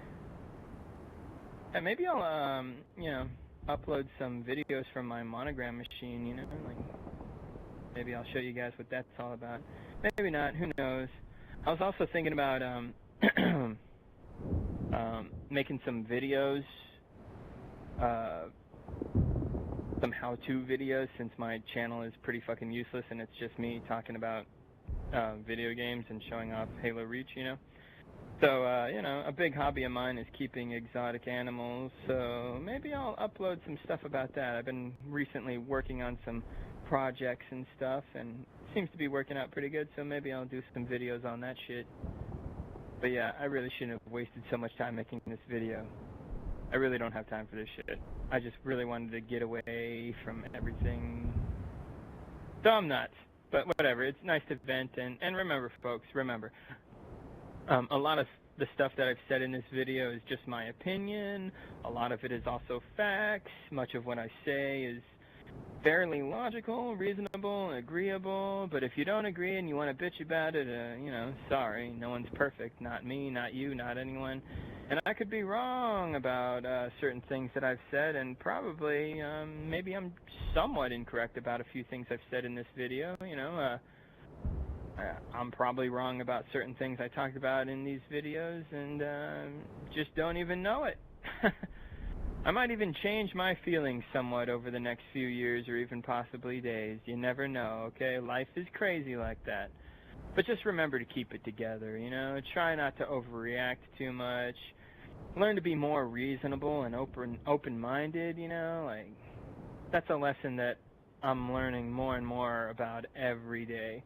I know some folks would like to accuse me of being a closed-minded prick, you know? And, you know, they probably got a point. But like I said, no one is perfect, and you know, I'm working on being a better and smarter person, just like anyone, honestly, and just like anyone should honestly be doing. And yeah, so that's all I can really say about that. So yeah, I know I'm always going to be pissing someone off. Can't make everyone happy. You know, the key is to just try to be smart and not stupid, basically. I mean, I know I've insulted many people before, oftentimes to the point where it was perhaps overly insulting. Yeah, I made good points a lot of the time, and I still feel as though I was a bit harsh sometimes, you know. So I apologize for that, you know, getting carried away with anger and insults and stuff. I'll try to be more mature and not to push the envelope too much, you know. Like, calling a stupid asshole is is a good thing if they are genuinely a stupid asshole. You know, you're calling them out for being a piece of shit, but you know, it's good enough the first time. You know, me saying it 100 times in one video is a little annoying, you know, and overly harsh to a large degree. So I'm trying to chill out a little bit more about that now. Yeah, so trying not to insult people who fuck up as much, you know. Like, I'm trying not to resort to calling them like a ton of like really horrible names and whatnot. Just trying to be a little more chill. Trying not to overreact and get extreme and angry and irritated and annoyed. Just trying to, you know, find peace. It's all good. Gotta remember to keep your cool. We all make mistakes, but it's all about learning and keeping your cool. So what the fuck was I talking about? Oh yeah. I know I tend to repeat myself, you know, and yeah, I know it's a problem, and I'm trying to work on it. I don't have the best memory, and I got a lot going on these days, and in my defense, I did have to bring up a few things that I've repeated more than once in the past in this very video just to back up what I've been saying here. But still, repeating is repeating. So, like I have said in a few recent videos before, you know, I'm just trying to tone things down and not get too carried away when making fun of pricks in the gaming world, you know. Just trying to make good points is all. Just gotta stick to that. That being said, still think Green Shill is a dick. I'm not going to apologize for that asshole being a tool for 343, okay? I'm sorry. I can't do it. I'm not that nice. I swear to God, if Green Shill was looking up and a bird shit in his mouth, I would laugh at him. If a server at a restaurant spit in his fucking burger, I would go, good. Take that, asshole. Yeah, you know, like, if I took that stupid fucking green skull logo that he has, and if I pissed on it, if I fucking pissed on it, and then called it Yellow Skull, I would think that that's fucking funny, okay? And yeah, if I shit on it, then Brown Skull it is, all right? That douchebag is all skull and no brain, okay? Just kidding. He could be really smart for all I know. I don't know. But he is very full of shit and untrustworthy. He is a corporate tool. Okay? Let's not forget what matters here. He will say anything that 343 wants him to say. He never attacks them on what really matters. Not really. He's a weasel who only cares about himself and doesn't give a fuck about Halo. So yeah. Sorry, but that guy sucks ass. I try to be nice, but that guy is just awful. I gotta say, I think Green Shill might just be the worst Halo YouTuber there is. Maybe. Or Halo follower, I'm not sure. And his little buddy Duquesne, whose shiny face always looks like it's been recently jacked off on. Like, seriously, Duquesne's face is always shiny. It looks like someone's jizzed on his face all the time. Like, that guy sucks too. These shills have no shame or standards. Yeah. These people suck. So anyway, there's a character battle poll going on GameFAQs.com. It's kind of fun to watch which characters are the most popular, but to be honest, it's also kind of fucking stupid. So, I don't know. It's fun to check it out. Whatever, go check it out. Some cool YouTubers I've been checking out lately. This channel called My Life in Gaming. Go check them out. They helped me get my PS2 to look really good on my 60-inch flat screen. Yeah, that's right, motherfuckers. I play PS2 all the fucking time. The monster cables, yo. They make your fucking PS2 look fucking pretty goddamn good on your big-ass TV. They also did a great video recently showing how Rare went from great to not so great. You know, the company that gave us great games like GoldenEye 64, Conker's Bad Fur Day, Battletoads, you know, all that kick-ass shit. Yeah, well, yeah, now they're the guys who gave us Sea of Thieves. So, wonderful how things have gotten so much better with that company, right, guys? Anyway, so yeah, I also been watching Sean, 3 Arrows, ContraPoints, Lindsay Ellis, that H-Bomber guy as well, and a few other folks. These motherfucking truckers are pretty fucking smart, and they make a lot of good points. I saw this movie called Black Dynamite. Fucking hilarious. Go check out that movie. It's great. Anyways, I'll see you guys around. This is probably my last video until the Christmas rush at my shop is over. But hey, you never know. Thanks for sticking around and listening to me for 3.5 hours. Jesus fucking Christ. Longest video I've ever done and probably will ever do. My God, that took fucking forever. But I think I made a lot of good points. But anyway, yeah, be sure to eat lots of turkey and less red meat because it's not good for you. Just a healthy tip. And I'll see you guys later. Peace.